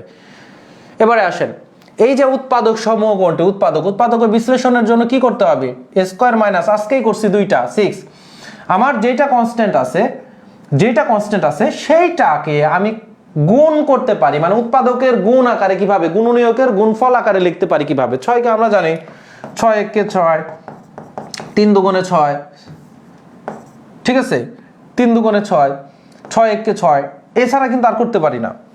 এবারে এখন আমার দুইটাই কি আছে, দুইটাই মাইনাস আছে, দুইটাই কি আছে, মাইনাস আছে। দুইটা যদি মাইনাস থাকে তাহলে আপনি একরকম দিতে পারবে না, যেমন 2 আর 3 যোগ করে বানাবেন না, তখন 6 আর 1, 6 থেকে 1 বিয়োগ করলে কিন্তু 5 হয়। আমি বলতেছি কিন্তু আগের ক্ষেত্রে দুইটাই যোগ ছিল, দুইটাই যোগ থাকলে আপনি সবসময় যোগ আকারে নেবেন, বিয়োগ না, যোগ আকারে নোট ডাউন করে রাখেন। যখন আমরা মিডল ফ্যাক্টর করব বা উৎপাদকে বিশ্লেষণ করব, তখন যদি সবগুলা যোগ থাকে তখন আমরা সবগুলো যোগ আকারে নিব, কিন্তু যখন একটা মাইনাস থাকবে তখন আমরা মাইনাস দিয়ে মিলানোর চেষ্টা করতে হবে, সো 2 আর 3 যোগ করলেও কিন্তু 5 হয়, কিন্তু এটা আপনি square minus 3a minus 2a minus 6, এইটাও কিন্তু আপনাদের এখানে মিলে যাচ্ছে, কিন্তু কমন নিতে পারবে না, তখন এটা হবে না। যেহেতু মাইনাস আছে তখন আপনি এই 6 থেকে 1 বিয়োগ করবেন, এটা নেবেন, তাহলে এর পরের লাইন হবে কি, a square minus 6a plus a। দেখেন ব্যাপারটা কি, মাইনাস 6a প্লাস a, তাহলে মাইনাস 6a থেকে একটা প্লাস যদি করেন তাহলে কি হয়ে যাবে, মাইনাস 5a হয়ে যাবে না? কারণ আপনারা জানেন প্লাস মাইনাসে কাটাকাটি হয়, মাইনাস 6a কে আপনি লিখতে পারেন মাইনাস 5a মাইনাস a, তাহলে মাইনাসে আর প্লাসে এটা কাটা শুধুমাত্র মাইনাস 5a, অথবা আপনি ব্র্যাকেট নিয়েও কিন্তু করতে পারেন, মানে যেভাবেই যান আপনি পুরো যেন পরিষ্কার থাকে আইডিয়াটা। তো এখন আপনারা কি করলেন, তাহলে এক্স স্কয়ার মাইনাস এবার মাইনাস 6, এখন দেখেন a স্কয়ার আর a 6a থেকে a যদি কমন নেন a মাইনাস 6 থাকতেছে, প্লাস 1 যদি কমন নেন a মাইনাস 6 থাকতেছে, এই যে a মাইনাস 6, এখানে a মাইনাস 6 a মাইনাস 6 নিলাম, আর a প্লাস 1, তাহলে এটাই হবে আপনার answer, a minus 6 a plus 1, খ নাম্বার হচ্ছে আনসার। কোনটা নেওয়া যাবে না, কেন নেওয়া যাবে না বললাম, তখন আপনি কমন নিতে পারবেন না, তখন আপনি কি করতে পারবেন না, কমন নিতে পারবেন না। এবারে আসেন যে √3 সূচকের খুবই গুরুত্বপূর্ণ একটা সূত্র শিখে নেন। a কে যদি আমরা n রুট করি তাহলে এর পাওয়ার ভেতরে পাওয়ার থাক আর বাইরে পাওয়ার থাক, ভেতরেও কিছু নাই বাইরেও কিছু নাই, তার মানে কিছু নাই মানে 1 আছে, সো পাওয়ারকে n দ্বারা ভাগ, n রুট মানে n দ্বারা ভাগ, কিছু নাই মানে এই যে রুট, এটাকে আমরা কিন্তু বর্গমূল বলি, বর্গ স্কয়ার রুট, এই রুট মানে 2 রুট, তার মানে n এর মান 2, এ থাকলে এটাকে আমরা 2 দ্বারা ভাগ, যদি 3 রুট থাকে তাহলে একে 3 দ্বারা ভাগ, যদি 5 রুট থাকে তাহলে পাওয়ারকে 5 দ্বারা ভাগ। দেখেন এখানে কি বলছি, 1টা কই থেকে আসছে, ভেতরে পাওয়ার অথবা বাইরের পাওয়ার, যেটাই নেন মানে পাওয়ার। এখন এখানে কি বাইরের পাওয়ার আছে, বাইরের পাওয়ার কত 6, তাহলে √3 পাওয়ার 6, তার মানে এই যে রুট আছে এটা কিন্তু কোনো রুট না, মানে 3 রুট না, মানে কিছুই নাই, তার মানে এটা স্কয়ার রুট, বর্গমূল, তখন এই পাওয়ারকে 3 পাওয়ার হচ্ছে 6 কে কত দিয়ে ভাগ, 2 দ্বারা ভাগ, তাহলে 2 দিয়ে 6 তাহলে 3, তার মানে 3 উপর 3 মানে কয়টা, 3টা 3, তাহলে 3 গুণন 3 গুণন 3, 3 3 9, 3 9 27 হচ্ছে আপনার আনসার। বুঝতে পারতেছেন কিনা, 27 হচ্ছে আনসার। ভালো করে রাখেন, ভালো করে হচ্ছে আপনারা কি করবেন, ভালো করে হচ্ছে এগুলো কিন্তু নোট ডাউন করে রাখেন, পর্যাপ্ত বেশি কিন্তু দেখানো হচ্ছে। এবার আসেন সার্বিক সেট, মানে যেটা প্রধান সেট, ইউনিভার্সাল সেট, এর এ মানে একটা সেট দেওয়া আছে, বি মানে একটা সেট দেওয়া আছে, এর উপরে প্রাইম দেওয়া আছে, এটাকে কমপ্লিমেন্ট বলা হয় বা পূরক বলা হয় বা বাংলায় বাদও বলা হয়, ছোটবেলায় একজন শিখছেন, তার মানে একে কমপ্লিমেন্ট, একে প্রাইমও বলতে পারেন, ঠিক আছে, কমপ্লিমেন্ট বা পূরক এটা মেন হচ্ছে তার জিনিস, বা আমরা এটাকে বাদ বলতে পারেন। তার মানে এ কমপ্লিমেন্ট বা এ পূরক বা এ বাদ মানে ইউনিভার্সাল থেকে এ এর ভ্যালুগুলা বাদ দিয়ে দেওয়া, মাইনাস করে দেওয়া, তার মানে এ থেকে যদি ইউ থেকে এ বিয়োগ করে দেওয়া, বিয়োগ এ, ইউ থেকে এ বিয়োগ করে দিলে এখানে এ আছে এটা বাদ যাবে, 2 আছে 2টাও বাদ যাবে, 4 আছে 4টা বাদ যাবে, তাহলে থাকতেছে 3 আর 5, তার মানে এ প্রাইম হচ্ছে শুধু 3 আর 5। অনুরূপভাবে বি প্রাইম মানে ইউ থেকে বি বাদ। সো তাহলে কি হবে দেখেন তো, এখানে এ আছে, এ বাদ চলে গেল, 3 আছে, 3 বাদ চলে গেল, 5 আছে, 5 বাদ, কারণ এ ইউ থেকে বি বাদ দিয়ে দিচ্ছেন। তাহলে বি প্রাইম ইকুয়াল কি থাকতেছে, 2 আর 4 থাকতেছে, 2 আর 4। এবার বলতেছে প্রশ্নে চাচ্ছে A prime U union B prime. U মানে হচ্ছে ইউনিয়ন, আর হচ্ছে এই উল্টা ইউ মানে ইন্টারসেকশন। ইন্টারসেকশন আমরা বলি না ইন্টারসেক্ট পয়েন্ট মানে ক্রস করা, মিলিত হওয়া, ঠিক আছে। তাহলে ইউনিয়ন মানে দুইটাতেই যা যা আছে সবগুলাকে নিব, কিন্তু দুইটাতেই থাকলে দুইবার না নিয়ে একবার নিব। আর ইন্টারসেকশন মানে দুই জায়গা থেকে কমন গুলা নিব। যেমন ইউনিয়ন মানে আমার বি প্রাইমতে 2 আছে, 2 নিব, এতে 3 আছে, 3 নিব, এখানে আবার 4 আছে, 4 নিব, 5 আছে, 5 নিব, সবগুলাই একবার করে নিব।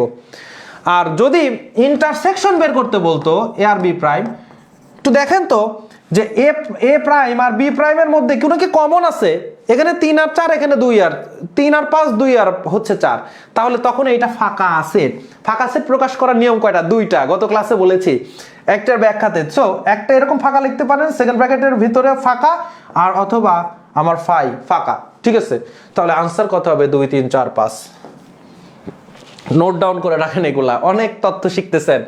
বলতেছে এই ধারাটিতে কতটুকু পদ আছে, যদি ধারায় বলে কয়টা পদ আছে, আপনাকে যেটা করতে হবে যে প্রত্যেকটা পদের মধ্যে সম্পর্ক বের করতে হবে। প্রথম পদ আর দ্বিতীয় পদ আপনি চোখ দিয়ে দেখেই বুঝতে পারতেছেন 5 বাড়ছে। এবার দ্বিতীয় আর তৃতীয়তেও কত বাড়ছে? 5। যখন দেখছেন দুইটাই 5 করে বাড়তেছে, তার মানে সমান সংখ্যা বৃদ্ধি পাচ্ছে, এটাকে বলা হয় সমান্তর ধারা, সমান অন্তরের ধারা, সমান্তর ধারা, ঠিক আছে। মানে সমান অন্তরের ধারা, অন্তর মানে বিয়োগফল, দুইটা পদের মধ্যবর্তী পার্থক্য, সমান অন্তরের ধারা। এখন সমান অন্তরের n-তম পদ, সমান অন্তরের n-তম পদ হচ্ছে প্রথম পদ প্লাস n-1 ইন্টু ডি। এখানে আমরা যদি এখানে ts না an দেই, তাহলে an হচ্ছে n-তম পদ, এ হচ্ছে প্রথম পদ, ডি হচ্ছে দুইটা পদের বিয়োগফল অন্তর, মানে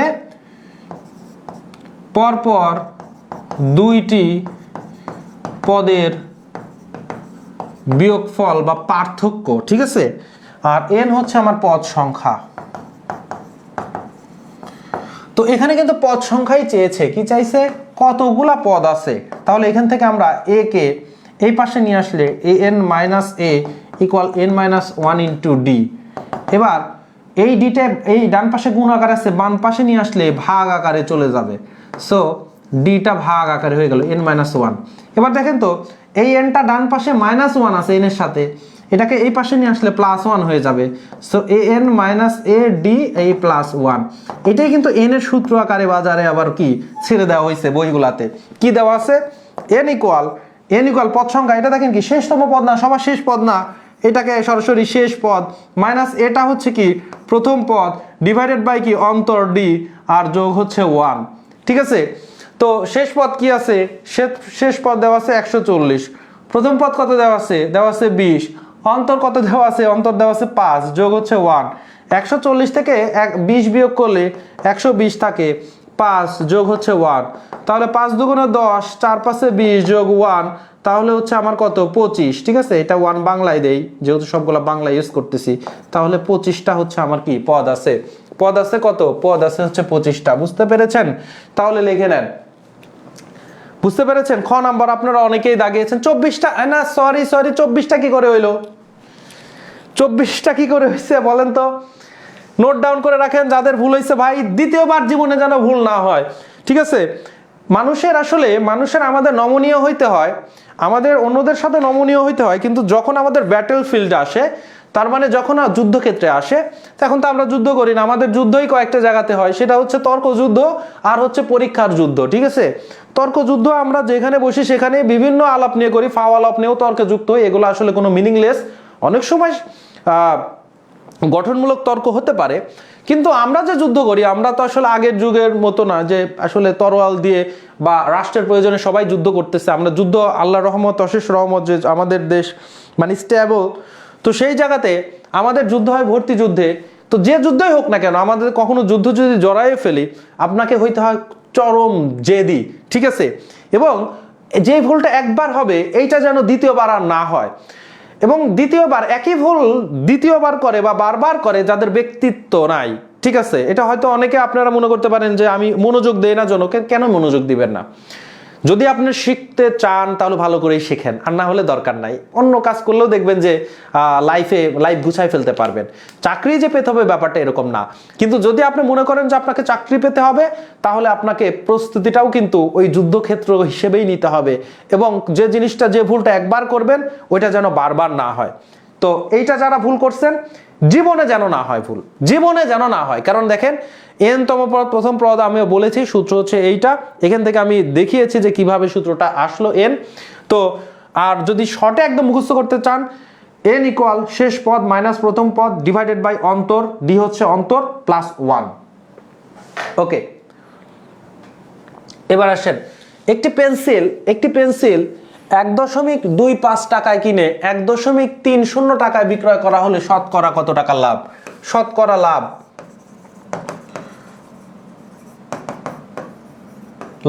ডিভাইডেড বাই ইনভেস্ট, মূল টাকা গুণন 100%, ঠিক আছে? গত ক্লাসেও আমরা শিখেছি যেহেতু লাভ কত হচ্ছে 1 বিক্রি মূল্য থেকে আমার কেনা মূল্য দাম দিলে তাহলে হচ্ছে আমার লাভ পাওয়া যায়। তাহলে 0.05 মূল হচ্ছে 1.25 গুণন 100%। এখানেও উপরেও দেখেন কিভাবে ক্যালকুলেশন করবেন। উপরেও পয়েন্টের ডানে 2 শূন্য, 2টা ঘর আছে, নিচেও 2 ঘর। সো সমান সমান ঘর হইলে উঠাই দিতে পারেন, একদম চিন্তা ভাবনা ছাড়া উঠাই দিবেন। তাহলে উপরে 5 থাকতেছে, নিচে 125 গুণন 100%। ক্যালকুলেশন করলে 5 25-এ 125, 25 দিয়ে আবার 100 কে কাটলে 4, তাহলে 4% লাভ হয়েছে। একদম সহজ হিসাব, একদম সহজ হিসাব। এবার বলতেছে 100 টাকায় 10টি ডিম কিনে 100 টাকায় 8টি ডিম বিক্রি করলে শতকরা কত লাভ হবে? এই ধরনের ম্যাথে আপনাকে হইতে হবে ডিম ব্যবসায়ী। আপনি ডিম কিনতেছেন তাও মাথা গুলায় যাবে, আপনি ব্যবসায়ী। যে ব্যবসায়ী ও লাভ লস বুঝে, ঠিক আছে? আপনি 100 টাকা দিয়ে 10টা ডিম কিনছেন, একটা ডিম তাহলে কিনছেন 100/10, 10 টাকা আপনার ক্রয় মূল্য একটার। এবার যখন বিক্রি করতেছেন আপনি খুব শিয়ানা, আপনি তো লাভ করতেই হবে, ঠিক আছে? কিন্তু ভালো আপনি শিয়ানা, 100 টাকায় 8টা বিক্রি করছেন, 8 দিয়ে ভাগ করেন, তাহলে 8 12 96, আর 4 থাকে, তার মানে অর্ধেক, 12.5 টাকা, ঠিক আছে? 12.5 টাকা, 10 টাকায় ডিম কিনতেছেন একটা, বিক্রি করতেছেন 12.5 টাকা। লাভ কত? চোখ দিয়ে তো দেখেই বলতে পারতেছেন, কারণ তো আপনি ডিম ব্যবসায়ী। 2.5। আবার মন খারাপ করেন না, যখন ম্যাথ পরীক্ষার হলে তখন ব্যবসায়ী হবেন, আর ম্যাথ মানেই ধরাধরি, ঠিক আছে? মনে করি এটা। সো নিজেকেও ধরবেন, প্রশ্নের যখন হচ্ছে স্বার্থে নিজেকেও আসলে ব্যবসায়ী হয়ে যেতে হবে। অনেকের কাছে ডিম ব্যবসায়ী খারাপ হইতে পারে, তবে আমার দৃষ্টিতে ডিম ব্যবসায়ী খারাপ না যদি ডিমের দাম ভালো থাকে, ঠিক আছে? আর আপনি হবেন হচ্ছে মিডল ম্যান। বাংলাদেশের সব বিজনেসেই সব যারা উৎপাদন করে ওরা লস খাবে, যে ঠিক আছে? কিন্তু যারা মধ্য মানে মিডল যে বিজনেসম্যানগুলা, তার মানে পাইকারি বিক্রেতা, এরা কোনো সময় লস খায় না। সো যদি আপনি ব্যবসা করতে চান, সবসময় পাইকারি বিজনেসম্যান হইতে চাবেন, মিডল ম্যান, আড়তদার হইতে চাবেন, দেখবেন যে আপনার লস হবে না, ঠিক আছে? এর জন্য যদিও ক্যাপিটালের প্রয়োজন হয়, কিন্তু এগুলো আমাদের বাস্তব ইকোনমিক্সের এই জ্ঞানগুলো আমাদের রাখতে হবে। তাহলে উৎপাদন যারা করে তাদের হচ্ছে আসলে কি, তার মানে এই না যে আসলে উৎপাদন আবার কেউ করবে না, অবশ্যই, কিন্তু আপনি আসলে ব্যবসায়ীর দিকে হইলে এইটা করবেন, না হলে তো আবার উৎপাদন করার লোক থাকবে না। আর আমরা বললেই যে উৎপাদন করার লোক থাকবে না, ব্যাপারটা এরকমও না। যারা যে কাজটা করে, যে এই জন্যই দেখবেন যারা মিষ্টির ব্যবসায়ী তার ছেলেরাও আসলে পরবর্তীতে যদি কোনো বিজনেস করে, ও মিষ্টির ব্যবসায়ী করে, কারণ ও দেখছে, ওর ওইটা সাহস রাখে। তো বেশিরভাগ এই জন্যই দেখবেন যে স্বর্ণকারের ছেলেরাও যদি কোনো সময় ব্যবসা করে তাহলে সে স্বর্ণকারই হয়। বা এই জন্য তার বাবা যে, কারণ ও ছোট দেখছে, ওইটার হিম্মত রাখে, ওইটা সাহস রাখে, যেটাতে আমাদের জ্ঞান নাই ওইটা করতে পারে না। সো বাংলাদেশে যে এই যে অধিকাংশ কৃষক আসলে যারা পড়াশোনা করাইতে পারে না বা পড়াশোনা করে না, ছেলেরাও আসলে বেওরা হয়, ওরা লাস্টে কৃষিকাজ ছাড়া অন্য কোনো আর ওয়ে থাকে না, ওই হিম্মতটা থাকে না। তো আমাদের হিম্মতটা নিতে হবে পাইকারি, যদি টাকার মানে সাপ্লাই থাকে তাহলে পাইকারি বিক্রেতা হইতে হবে, ঠিক আছে? লস হবে না, লসের সম্ভাবনা থাকতে হবে না। তাও যেখানে ছিলাম ডিম ব্যবসায়ী, তাহলে শতকরা লাভের কথা বলতেছে, শতকরা লাভ, তাহলে আমার লাভ আর লস হইলে লস উপরে, নিচে হচ্ছে মূল গুণন 100%। তাহলে লাভ হচ্ছে আমার 2.5, মূল হচ্ছে আমার 10 টাকা ইনভেস্ট একটার হিসেবে, আর হচ্ছে 100%। এখন এক ঘর আগে দশমিক আছে, এক ঘর আগে দশমিক যদি আমরা উঠাই দেই, এক ঘর আগে দশমিক যদি উঠাই দেই, সহজ কথা আমি যদি এখন না উঠান, এই একটা শূন্য কেটে যায়, এখানে 10 আছে, 10 দিয়ে আমরা গুণ করলে দশমিকটা এক ঘর ডাইনে চলে যায়, তাহলে 25%। তাহলে ঠিক আছে, ও কিন্তু বৃহৎ লাভ করছে, আগের ম্যাথে 4%, এইটাতে কিন্তু 25% লাভ করে ফেলছে, 25% লাভ করে ফেলছে। এবারে দেখি কি বলতেছে, প্রশ্নটা দেখেন, কতজন বালককে 125টি কমলা লেবু এবং 145টি কলা সমানভাবে ভাগ করে দেওয়া যাবে?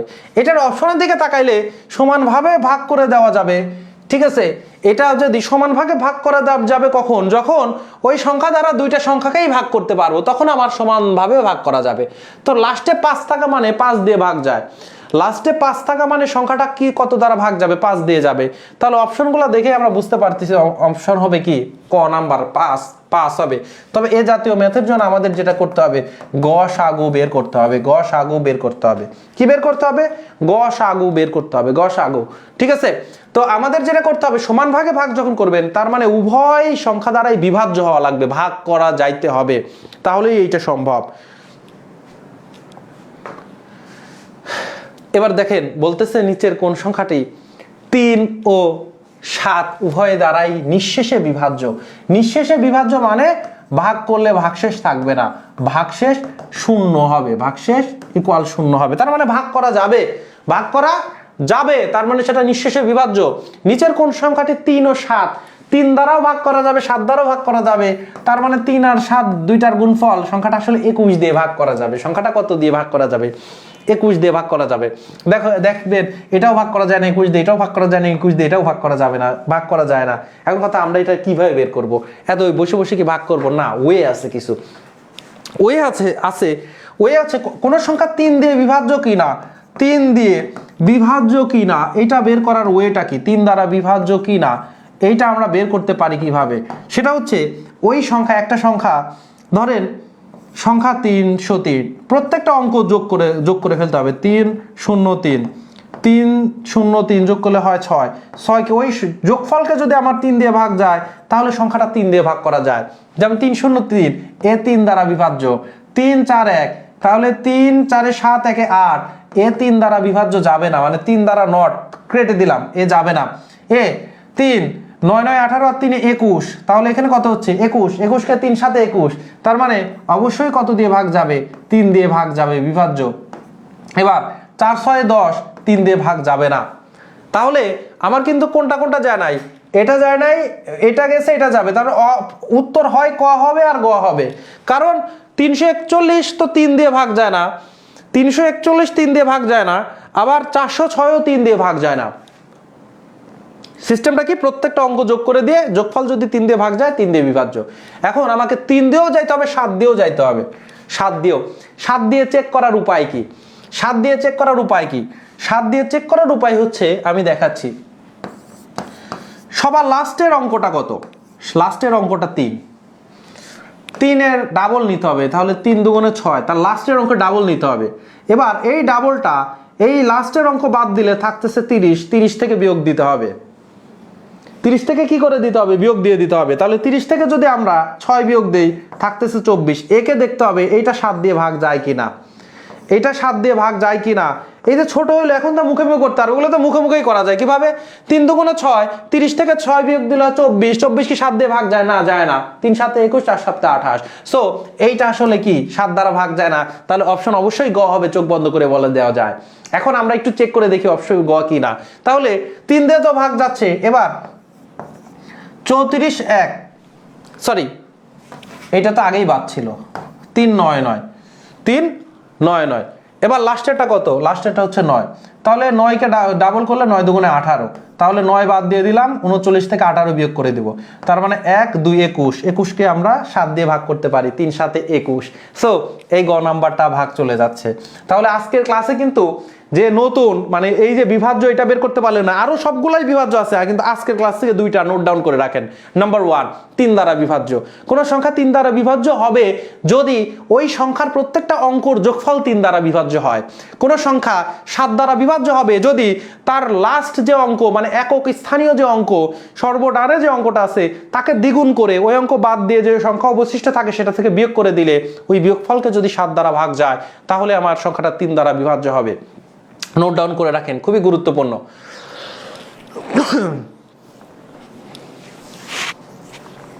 হ্যাঁ, কিছু জিনিস তো একটু জটিল হবেই, কিছু জিনিস একটু জটিল হবেই, সবকিছু তার একদম সহজ না। তখন না হলে আপনাকে ওই যে 21 দিয়ে ভাগ করে করে দেখতে হবে। এবারে আসেন x ও y এর মানের গড় 9, x আর y দুইটা সংখ্যা। এবার z এর মান হচ্ছে 12, তাহলে x আর y তার মানে দুইটার সংখ্যাকে যদি 2 দিয়ে ভাগ করি 9 পাওয়া যায়, তার মানে এদের যোগফল কত হবে? যোগফল হচ্ছে 9 দুগুণে 18। যোগফল কত? 9 দুগুণে 18। এবার বলতেছে z এর মান যদি 12 হয় তখন তিনটার গড় বের করতে বলছে। তাহলে x ও y এর সাথে যদি এখন আমি z যোগ করে দেই তাহলে 18 এর সাথে আবার 12 যোগ করলে 30 হয়ে যায়। এখন তিনটার গড় তার মানে 3 দিয়ে ভাগ করব, তাহলে 3 × 10 = 30, গ নাম্বার হচ্ছে আনসার। খুবই সিম্পল, কিন্তু পরীক্ষায় কিন্তু আসে, ইম্পর্টেন্ট। এবারে আসেন ওই চৌবাচ্চা। গত ক্লাসে আমরা করছি দুইটা নলের, দুইটা নলকে কি ধরে নিছিলাম? এ বা বি ধরেন বা এক্স ওয়াই ধরেন। আমরা এ দুইটা নল এ হইলে একত্রে খুলে দিলে পূর্ণ হয়। পূর্ণ হতে সময় কত লাগে? উপরে এক্স ওয়াই, নিচে এক্স প্লাস ওয়াই। এবার যদি নল 3টি হয়, দুইটি নল, যদি 3টি নল হয় এ বি সি, তাহলে সময় লাগবে, পূর্ণ হতে সময় লাগবে একত্রে। পূর্ণ হতে একটু লিখে নেন, নিচের খাতায় লিখে নেন, সময় লাগবে কত? উপরে এক্স ওয়াই জেড, নিচে এক্স ওয়াই প্লাস হোস এ বি সি না ধরছি, দেখছেন ব্যাপারটা? A B A plus B, A B C. আর একদম বেসিক কিভাবে আসছে ওইটা আমরা বেসিক ক্লাসে শিখবো। A B B C C দরকার নাই এইটার ক্ষেত্রে অন্তত এগুলো, কারণ এটা আসে, খুবই ইম্পর্টেন্ট। তো অন্তত শর্টকাটগুলো মুখস্থ রাখা সহজ। এ বি সি, এর সাথে বি গুণ করবেন, বির সাথে দুইটা করে গুণ করবেন সবার সাথে। তাহলে অ্যাপ্লাই করেন। 10, 12, 15, 10 গুণন 12, 12 গুণন 15 আর যোগ 15 গুণন 10। কোনোটাই গুণ করে দিয়ে না উপরের গুলা, কারণ আমরা কাটাকাটি করব। 10, 12, 15, ঠিক আছে। এবার নিচে 10 আর 12 গুণ করলে হয় হচ্ছে 120, 12, 15, 180, আর 15 আর 10 150, যোগ করলে 0, 8 2 10, 5 15, হাতে আছে 1, 450 নিচে। এবার আমরা ক্যালকুলেশন করতে যাই, কাটাকাটি করতে যাব। এই 0 একটা শূন্য কাটা, 15 আছে, 5 দিয়ে কাটলে 3 5 15, 5 দিয়ে কাটে 5 9 45। এবার 3 দিয়ে যদি একে কাটেন তাহলে 3 তিরিক্ষা 9, এই 3 দিয়ে যদি 12 রে কাটেন 3 4 12, তাহলে 4 দিন, পূর্ণ হইতে 4 দিন লাগবে। প্রশ্ন কি বলতেছে? 3টি নল একসাথে খুলে দিলে 74টির অর্ধেক পূর্ণ হতে কত সময় লাগবে? পরিপূর্ণ হতে যদি 4 ঘন্টা সময় লাগে, পরিপূর্ণ হইতে যদি 4 ঘন্টা সময় লাগে, তাহলে অর্ধেক পূর্ণ হইতে তার অর্ধেক সময় লাগবে 2 ঘন্টা। মনোযোগ দিতে হবে, আবেগে উত্তর করে দেওয়া যাবে না প্রশ্ন, ঠিক আছে? তাহলে উত্তর কত হবে? উত্তর হবে আমার 2 ঘন্টা। এবার আসেন নিচে সিরিজের ফাঁকা জায়গা মানে মানসিক দক্ষতা আর কি। তো মানসিক দক্ষতার ক্ষেত্রে সবসময় আমরা পাশাপাশি দুইটার কম্পেয়ার করব। তো পাশাপাশি এই দিকে কম্পেয়ার করলে একটু জটিল মনে হচ্ছে, এই দিকেরটা আমরা একটু কম্পেয়ার করলে দেখলেই সহজে বোঝা যায়। কারণ আমরা জানি 9কে যদি 3 দিয়ে ভাগ করি তাহলে 3 হয়, আবার 3কে যদি আবার 3 দিয়ে ভাগ করি তাহলে 1 হয়। তার মানে এবার একটু আমরা দেখব 243কে আসলে 3 দিয়ে ভাগ করলে কত হয়। 243কে ভাগ করলে 24, 3 8 24, 8 3 1 3, তার মানে 81 হয়। তার মানে এর পরেরটাও আসলে কত হবে? 3 দিয়ে ভাগ করতে হবে। 81কে 3 দিয়ে ভাগ করলে 27 হয়, ঠিক আছে? সো এইভাবে আমাকে যেটা কি করতে হবে, আমরা কিন্তু একটা সমান্তর ধারা দেখলাম, পরপর দুইটা পদের ডিফারেন্সটা দেখতে হবে, দিয়ে ডিফারেন্স দেখতে হবে আসলে নির্দিষ্ট কিছু দিয়ে গুণ করা হচ্ছে, না নির্দিষ্ট কোনো সংখ্যা দিয়ে ভাগ করা হচ্ছে, নাকি নির্দিষ্ট কোনো সংখ্যা দিয়ে যোগ করা হচ্ছে। নির্দিষ্ট কোনো সংখ্যা দিয়ে যোগ করা হয় তাহলে যে সমান অন্তরের ধারা, নির্দিষ্ট সংখ্যা দিয়ে যদি গুণ বা ভাগ করা হয় তাহলে সেটা হচ্ছে কি আমার, তাহলে সেটা হচ্ছে আমার গুণোত্তর ধারা, গুণোত্তর ধারা। ঠিক আছে, এবার এটা দেখেন লগের বলছিলাম কি, লগ গত ক্লাসে প্রত্যেক দিনেই আমরা কিন্তু লগ একটা দুইটা করে করব, যাতে করে একদম আমাদের পুরো লগের উপরে সব ধরনের ম্যাথ হয়ে যায় পুরো 30টা ক্লাসের মধ্য দিয়ে। লগ এক্স মানে আমরা যদি এ এক্স যদি বি হয় তার মানে নিচে বেজ আছে, এইটা উপরে ঘাত হবে, তার মানে a to the power b equal x হবে। তাহলে এটাকে আমাদের কি x এর উপরে ঘাত, x এর উপরে ঘাত কত হবে, ঘাত কত হবে, x এর উপরে ঘাত হবে হচ্ছে আমার 4 আর ইকুয়াল হবে হচ্ছে 324। এখন প্রথমবারে উভয় পক্ষকে বর্গ করি, এ পাশে যদি বর্গ করি x টু দি পাওয়ার 4, তাহলে এই পাশে আমার কত 324, তাহলে বর্গ করলে এই যে পাওয়ার অর্ধেক হয়ে যায়, তার মানে x এর পাওয়ার 2 হয়ে গেল, 4 কে 2 দিয়ে ভাগ করলে 2 হয়। এবার 324 হচ্ছে কত 18, কারণ আমরা 15 15 225, 16 16 256, 17 17 কত 7 7 21 291, 18 18 324। তাহলে x ইকুয়াল কত হবে, আবার যদি বর্গ করি এই পাশে x এই পাশে 18, তাহলে 18 কে 9 গুণন 2, তার মানে 3√2 হচ্ছে আমার আনসার। তো এইভাবে হচ্ছে আমার এই আনসারগুলো করতে হবে, আনসার। ঠিক আছে,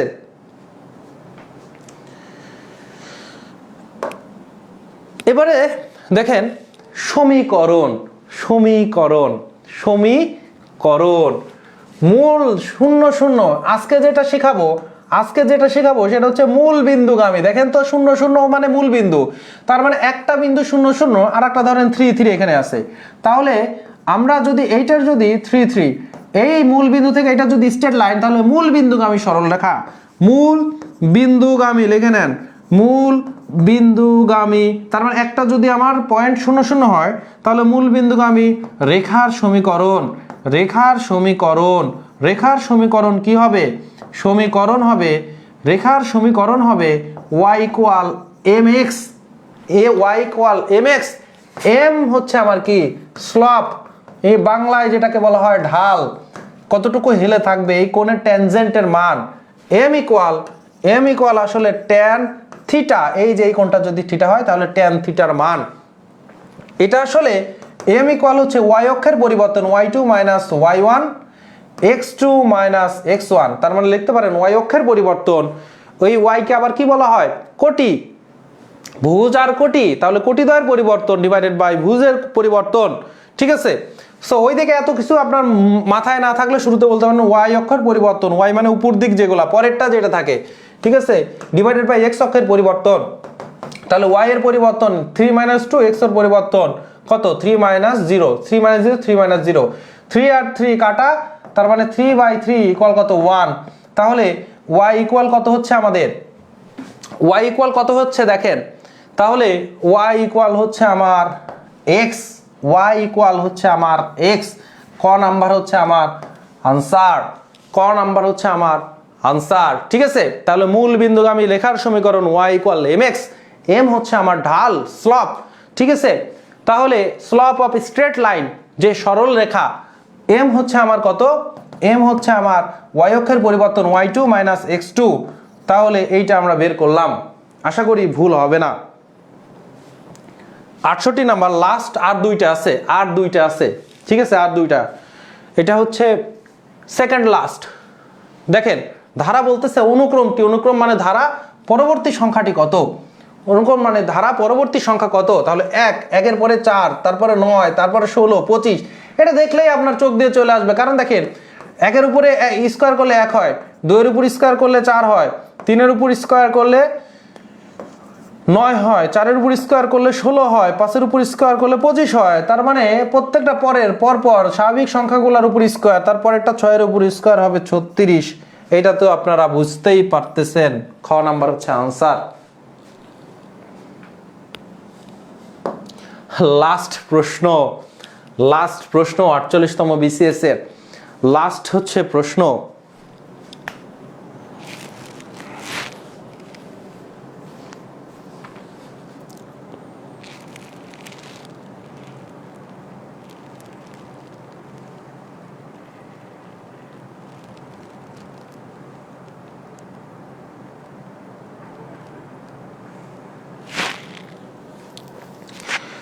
বলতেছে দেখেন গত ক্লাসেও কিন্তু এইরকম প্রশ্ন প্রায়ই আসে।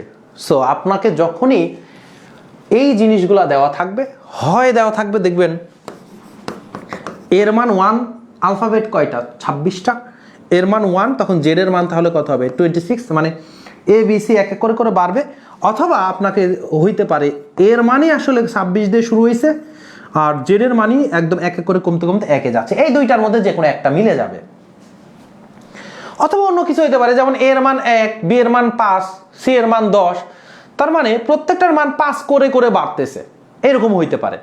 তো আপনাকে আসলে মিলায় দেখতে হবে। যেমন পি এর মান 16, এখন এর মান 1 হইলে A B C D E F G H I J K L M N O P 16 number. So আমরা বুঝে ফেলছি এর মান হচ্ছে 1 আর ক্রমান্বয়ে এক এক করে করে বাড়তেছে। কিন্তু এটা সত্য কিনা আমরা এইটা থেকে আমরা শিওর হব।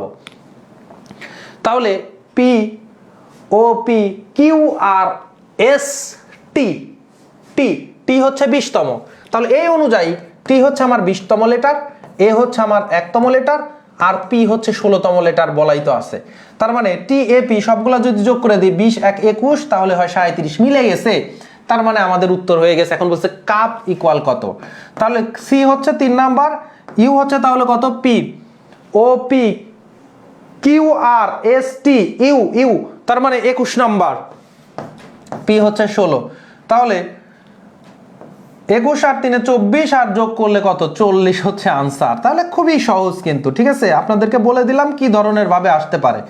সাধারণত জেনারেলি A1 আর Z26 অথবা A26 আর Z হচ্ছে 1 ক্রমান্বয়ে 1 কমে কমে আসবে, অথবা কিন্তু বিভিন্ন গুণও থাকতে পারে, যেমন A = 1, B = 3, তারপরে C ইকুয়াল আবার হচ্ছে আমার 3 যোগফল তার মানে 6, তারপরে ইকুয়াল কত, তারপর 6 3 9, তারপরে এটা কত আরো 3 যোগফল, এরকম করেও বিভিন্ন দিতে পারে। আপনাকে কি করতে হবে, মানে সব দিকে ব্রেনটা খোলা রাখতে হবে। তবে প্রথম দিকে এই জিনিসটা ভাববেন, এইটা দিয়েই মোস্ট প্রবাবলি দেখবেন প্রশ্নটা করবে, অত জটিলের দিকে যায় না।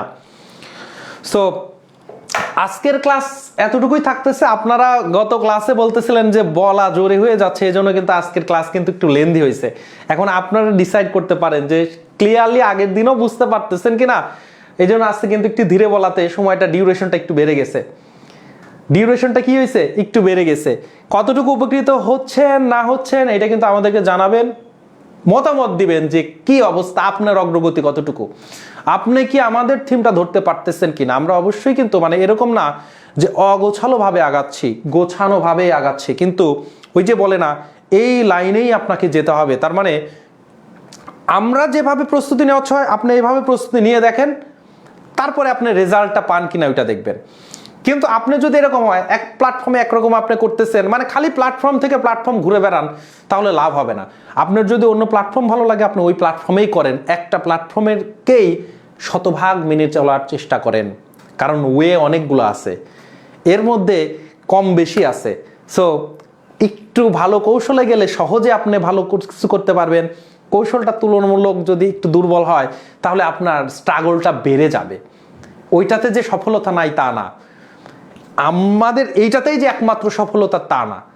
কিন্তু ব্যাপারটা কি বলতেছি যে আমি কিন্তু ক্লিয়ার মেসেজ দিচ্ছি যে আপনাকে যে কোনো একটা প্ল্যাটফর্মকে আপনি ফলো করে আপনি নিজে বাসায় প্রচুর পড়তে হবে, হ্যান্ড রাইটিংটা বাড়াইতে হবে, নোট করতে হবে, প্র্যাকটিস করতে হবে। তো আজকে এখানেই শেষ করছি। দেখা হবে আগামী ক্লাসে। মাথার উপর দিয়ে যায় মাঝে মাঝে, উপর দিয়ে যাবে। আমরা তো বলেছি যে মাথার উপর দিয়ে মাঝে মাঝে যেগুলা যাবে তার মানে ওই জায়গাতে আপনার একটু দুর্বলতা আছে। খাতায় লিখে নেন, পরবর্তীতে যেখানেই আপনি বেসিক ক্লাস করেন, আমাদের এখানে তো আমরা কোর্স অবশ্যই নিব, সেখানে করতে পারেন, আপনার ভালো লাগলে অন্য জায়গায় করতে পারেন, কিন্তু বেসিক ক্লাসে আপনার যে বিষয়গুলো মাথার উপর দিয়ে যাচ্ছে সেইগুলাতে আপনার গুরুত্ব বেশি দিতে হবে। আজকে এখানেই শেষ করছি। দেখা হবে ক্লাস নং